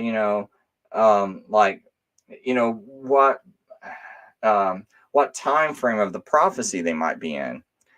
And if this was a conditional prophecy, which is what Seventh-day Adventists now claim since it never came true, why didn't Ellen White set those people straight at that point when they came up to her? Instead, she looks like she got mad at them for making a list.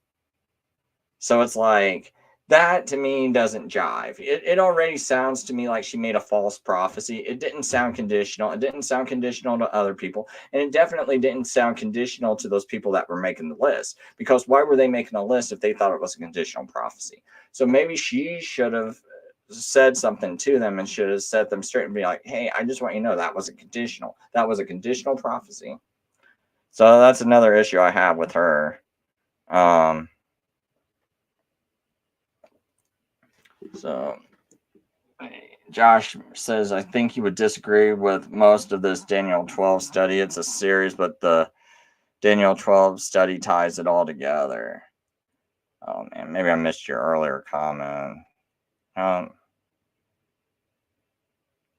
my whole thing about Daniel 12 is I honestly think most of it's fulfilled. And people will say even that part about the resurrection, but I don't read that part. I read that part as being more like everything's done so that can happen. So that thing can happen.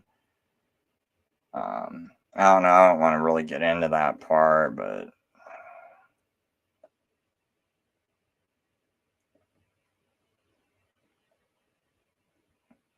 I basically think most of the book of Daniel's fulfilled, most of it.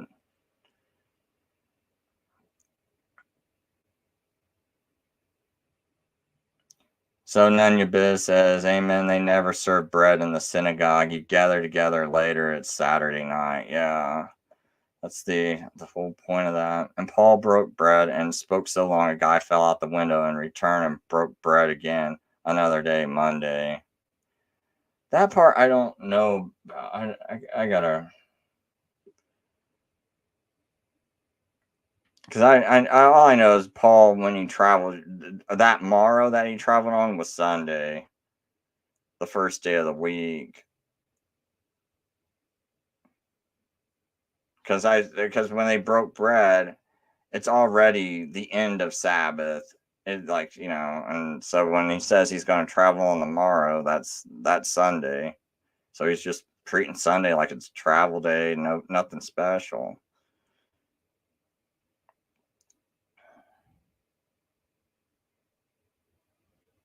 So he said, but amen, Paul trying to get to the feast. Notice the counting of Omer took us 5 days.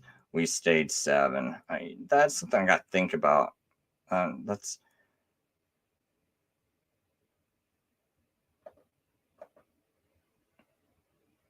See, I'm thinking he probably left on Sunday, travels, gets there on a Friday.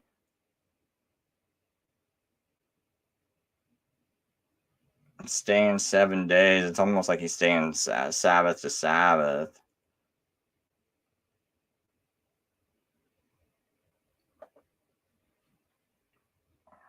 Literally bread after Friday sundown, wine after Sabbath sundown, wine to specifically show it's separate from Sabbath. I have to look into that part too. I'm not 100% on that. Mason says Luke was Jewish descent. Surely if he says first day, he would count the same as Jews evening to evening. Yeah, I'm not sure what you're referring to, but yeah, I would say all the writing in the New Testament is from a Jewish timekeeping perspective until I figure out otherwise or see proof otherwise. Ryan says Revelation 1:10 and Jesus rising on the first day is very biblical. It's not hard to see Sunday, the first day, as being a holy day after the establishment of the church. Well, there's nothing in Revelation 1:10 to specify what the Lord's Day is even being referenced to. It could be Sabbath. It could be I don't know. It could be anything. Like, it doesn't necessarily have to be Sunday. I mean, that's because there's nothing in the Bible that tells you that Sunday is now the Lord's Day. There's not one sentence in there. And Jesus rising on the first day. I'm not sure he rose on the first day because the Sadducees controlled the temple. The Sadducees would gather the first fruits as soon as the sun went down. And I really believe that the Sadducees' custom was after the Passover, the on the Sabbath after the weekly Sabbath, after the Passover, they would go to gather the first fruits as soon as the sun went down. So I think that's in like the Mishnah.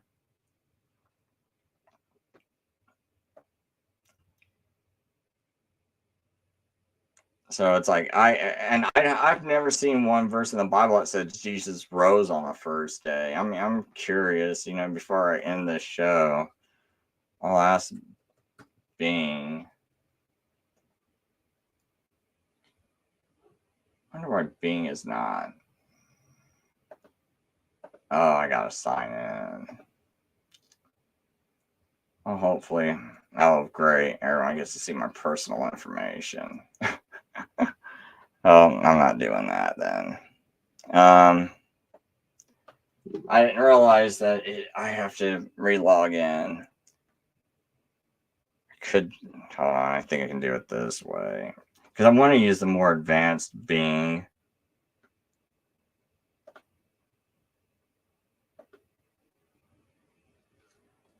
But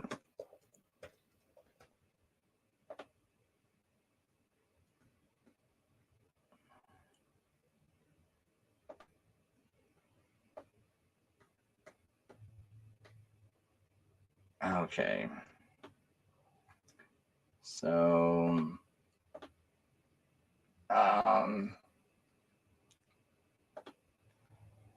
Is there any verses in the Bible that say Jesus rose on the first day of the week?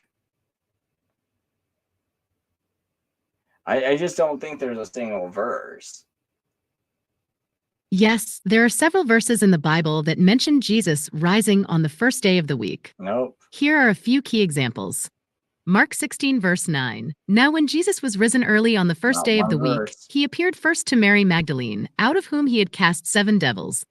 Matthew 28, verse 1. In the end of the Sabbath, as it began to dawn toward the first. Okay, so on Mark 16, it says, now when Jesus was risen, there should be a comma there. There's a comma there when you read the Geneva Bible and Mark 16. So now when Jesus was risen, comma, early on the first day of the week, comma, he first appeared to Mary Magdalene, out of whom he had cast 7 devils. The Geneva, which I agree with, puts a comma between risen and early. So when you read it that way, it sounds like now when Jesus was risen, early on the first day of the week, he appeared to Mary. So that's when he appeared to her, but he was already risen. But when they take out the comma, it makes it sound like when Jesus was rose early on the first day of the week. And it's like, that's even an awkward way to read. I don't know. That's like a little bit awkward reading. But they're like, well, if we just remove this pause that should be here. But I don't read that sentence that way. I'll bring that up. Geneva, Mark 16.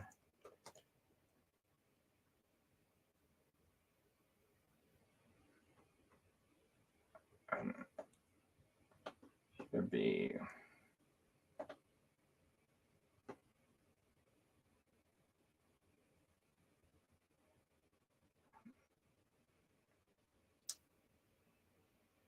Therefore, early in the morning, the first day of the week, they came to the sepulchre. Well, hold on, is that? I missed it. I thought I picked Mark 16:9. Why is it reading so much different? Oh, I see. I didn't get down to 9. Yeah, see, it says, and when Jesus was risen again, comma, early the first day of the week, comma, he first appeared to Mary Magdalene. So I don't think there is anything that explicitly says Sunday rising there. It says, and when the Sabbath day was passed, Mary Magdalene, so we know it passes at evening, right? Mary Magdalene and the mother of James and Solomon bought sweet spices that they may come and anoint him. Well, this Sabbath, though, I think this Sabbath is not talking about the weekly Sabbath. I think this is talking about the high Sabbath, the Passover Sabbath. When the Sabbath day was passed, Mary Magdalene and Mary the mother of James and Solomon bought sweet ointments that they might come and anoint him. So I think they did this on Friday. And therefore, early in the morning, the first day of the week, they came to the sepulchre when the sun was now risen, and they said to one another, who shall roll away the stone? So, and we see that when they came early in the first day of the week, that it was already the stone, he was already gone. And so it's not like they saw him start to rise up when the sun was risen. The sun was already risen. They go there and he's not there. So that means he could have rose anytime before that point. It doesn't say. So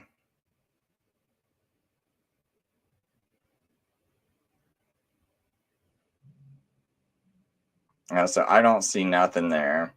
Then it's like Matthew 28, verse 1. And at the end of the Sabbath, as it began to dawn towards the first day of the week, came Mary Magdalene and the other Mary to see the sepulchre.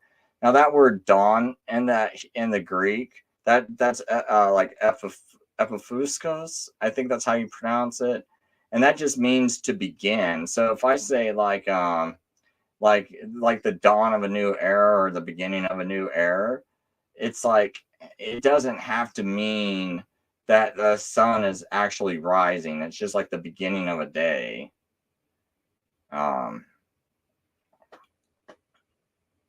probably just go to the interlinear on that.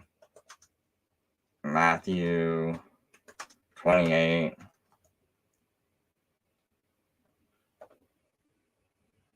And well, the thing is, and in the Greek it says after then the Sabbath, so it's got Sabbaths in plural, so that would mean high Sabbath and then weekly Sabbath. After the Sabbaths, it began it being dawn, being dawn, so becoming dawn,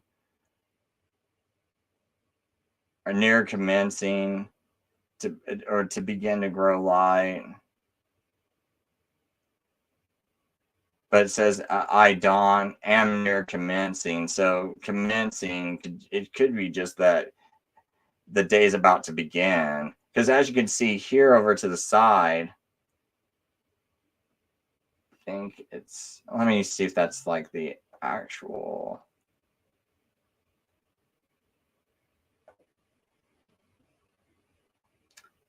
Got a similar word where it says, and the Sabbath was about to begin. Near commencing, right? Drew on, coming on. So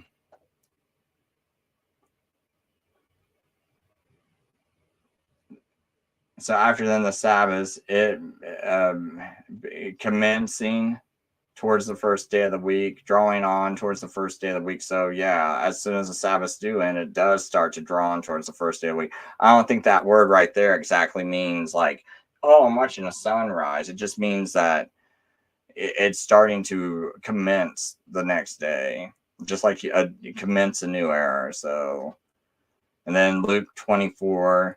Now upon the first day of the week, very early in the morning, they came to the sepulchre, bringing spices which they had prepared, and certain others with them. Well, here again, there's nothing saying that Jesus actually rose the first day, or that they saw him, rising. John 20, verse 1, the first day of the week cometh Mary Magdalene early, when it was yet still dark, unto the sepulchre, and seeth that the stone was taken away. So it was still dark, and he's still already gone. So that, if anything, it's not even daylight. It's still dark, but he's still gone while it's even still dark. So there's no verse. Someone could go, well, I really believe it was Sunday. Okay, that's fine. You really believe it's Sunday, but just let it be known that there's no verses saying he rose on the first day. There's nothing. This is just.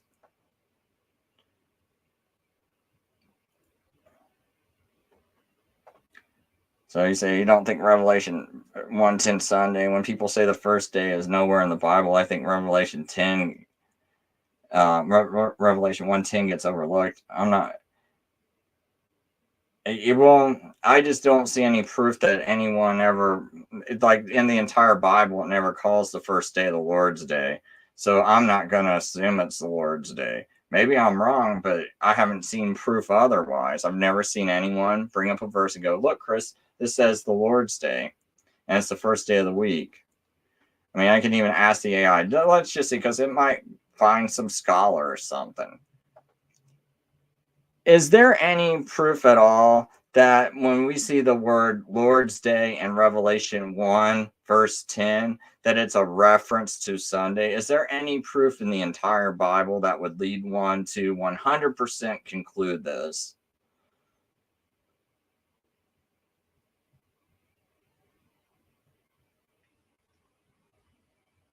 The phrase Lord's Day in Revelation 1 verse 10 has been the subject of much debate among scholars and theologians. Here are some key points to consider. Revelation 1 verse 10, I was in the Spirit on the Lord's day, and I heard behind me a loud voice like a trumpet.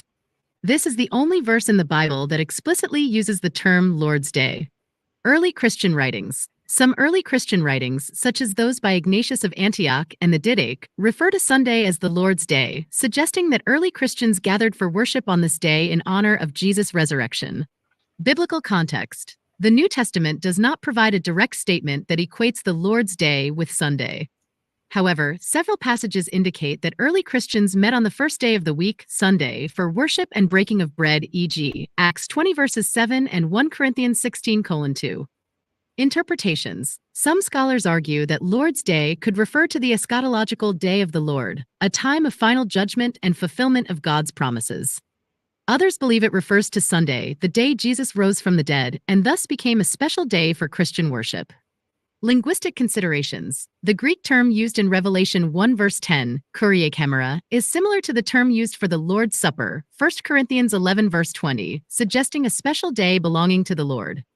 While there is strong historical and traditional support for the idea that the Lord's Day refers to Sunday, the Bible does not provide explicit proof that would lead to a 100% conclusion.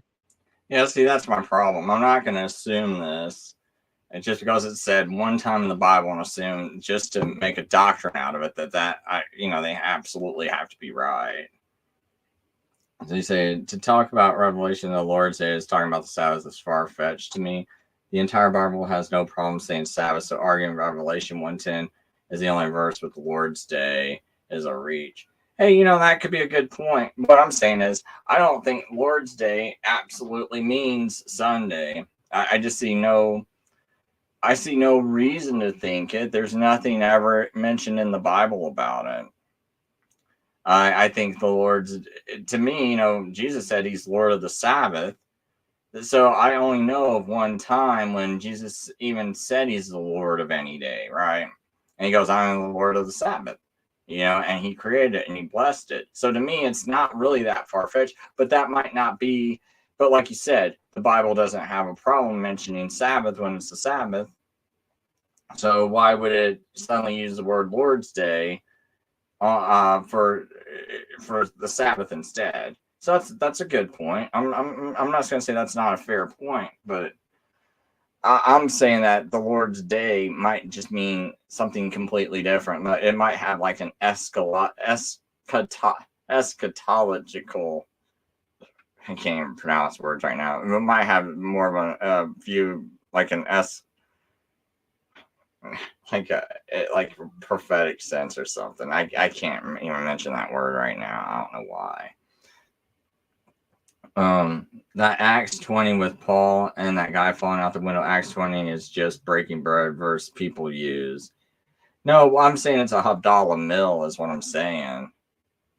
That's been my argument. It's not just breaking bread. It's like a holy day that, I mean, now Mike might say that, other people might say that, but me, no, this is not just breaking bread and just having some meal. It's a Havdalah meal. It's called the separation ceremony because what the Jews are doing is they're it's to celebrate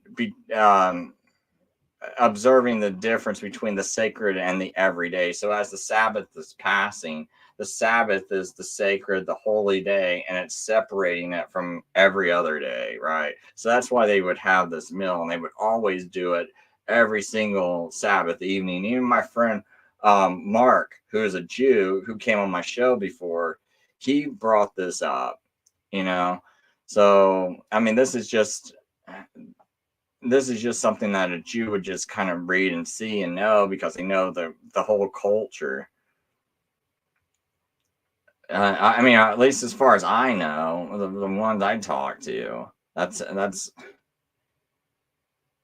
So maybe, I mean, other Jews don't know. I don't know, but the ones I talked to, that's what they told me.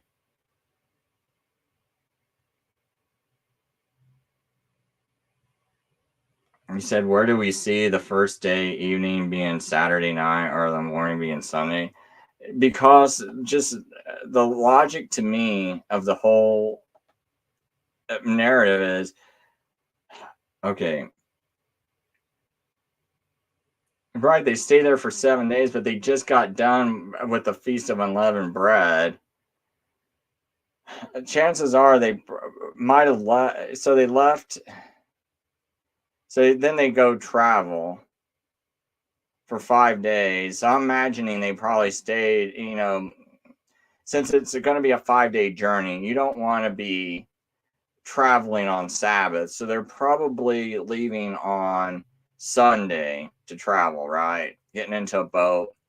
So 5 days. So you got Sunday, Monday, Tuesday, Wednesday, Thursday. They arrived there sometime Friday, right? Because you got to have time to prepare for the Sabbath because you're going to go one whole day without working. So you get there. So Sunday, Monday, Tuesday, Wednesday, Thursday. Thursday would be the fifth day they're traveling. They get there sometime Friday, or that's when they're starting to, get off the boat and everything. Or they could have got off the boat on Thursday at some point, but then Friday, they're using Friday to prepare for the Sabbath. So now they're going to stay there 7 days. So to me, this is still matching up because now you're going to stay there for 7 days. So at the end of the seventh day, okay, now you're having your Havdalah meal. You're about ready to go travel on Sunday again, which is tomorrow. And that's how I'm interpreting it. Upon the first day of the week, when the disciples came together. Well, when would the first day of the week start? It starts at evening. These are Jews, so it's starting in the evening. So they're coming together in the evening to break bread. Paul preached unto them, ready to depart on the morrow, and he continued his speech till midnight. It makes more sense to me that Paul preached for about 5 hours, which is a very long time to preach, maybe 4 or 5 hours, right? And now he's leaving at midnight. It does not make sense to me that he woke up early in the morning on Sunday, preached until midnight. So we had like a 15-hour preaching. And now, because, this guy was, long in preaching, now this other guy falls out. He's like, oh, man, this is hour 15. And he just falls off the thing. Now, I believe he wasn't sitting there for 15 hours listening to Paul. No one would. It makes more sense that this is a Havdalah meal in the evening. Paul's preaching until midnight, and 4 hours of preaching is plenty of time for someone when it gets dark out to fall asleep and fall out a window. Like that makes a lot more perfect sense to me.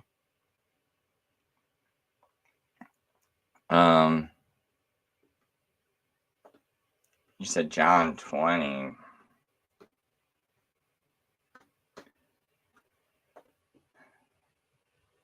John 20, verse 1.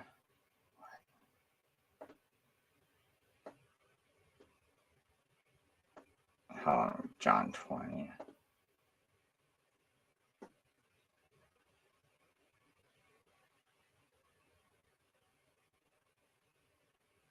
Now on the first day of the week came Mary Magdalene early when it was yet still dark. No, that doesn't.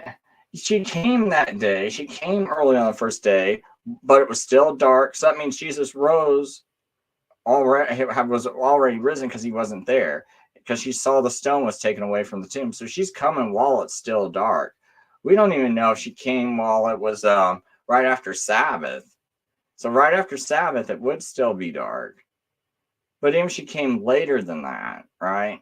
All we know is Jesus is already gone. So that doesn't say Jesus rose that time. We still don't see where Jesus actually rose on the first day. We just know he's already gone when they get there the first day. And what I'm saying is the pattern of gathering the first fruits by the Sadducees was always to gather the first fruits as soon as Sabbath ended. Well, those first fruits cannot still be in the ground. And I think Jesus mimicked the pattern of the first fruits where he himself was already out of the ground. So just like the first fruits had to be already out of the ground, so was Jesus already out of the ground. So, but that's my speculation, because I don't see why he wouldn't follow the same pattern as the first fruits. And it just doesn't make sense for me for the first fruits to be out of the ground, but yet Jesus isn't out of the ground yet. The first fruits are already being gathered up, but Jesus is still laying in the tomb at the time of the first fruits being gathered. Like that's where it starts not to make sense to me. It's like, why wouldn't Jesus not be already up out of the ground, just like the first fruits would be out of the ground? Why wouldn't Jesus be gathered as soon as, just like if the first fruits needed to be ready, he was ready. And then it's like, and I think that makes more sense when you think about why did God choose to resurrect him at that time rather than hours later?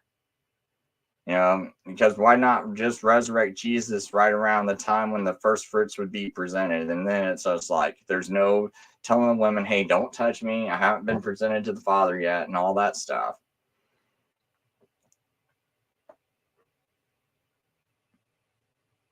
I wish I could remember what verse that was.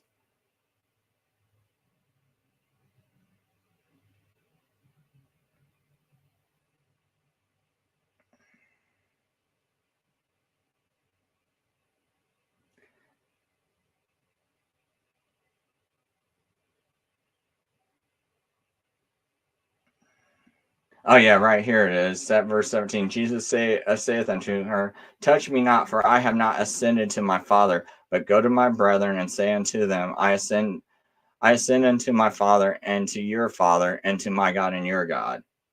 So he wasn't to be touched because he was still having to be offered up, because it was not like, I think it's 9 o'clock they do those first fruits. So he has not ascended to his Father yet. So they wait until, and then later on they touch him.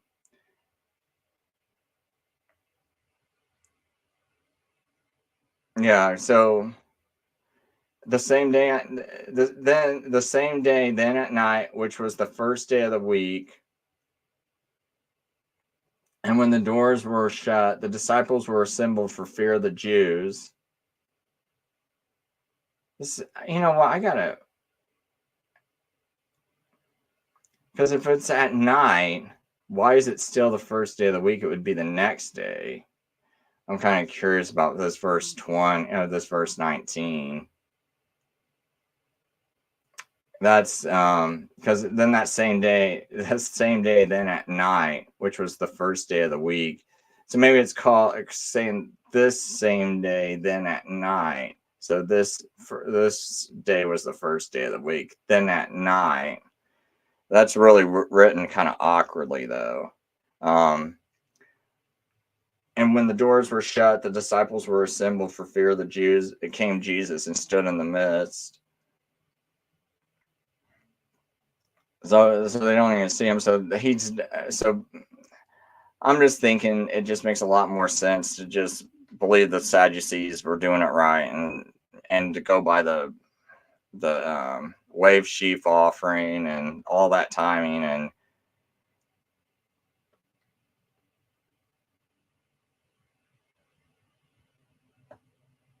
so,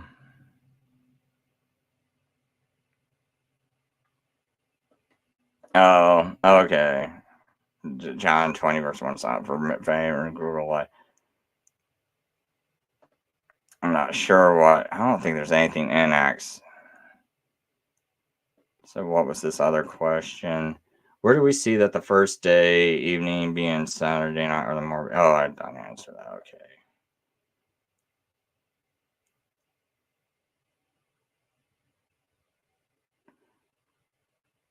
Yeah, I don't see anything else. I mean, if anyone else has got a question, if not, I'm gonna go end this broadcast. And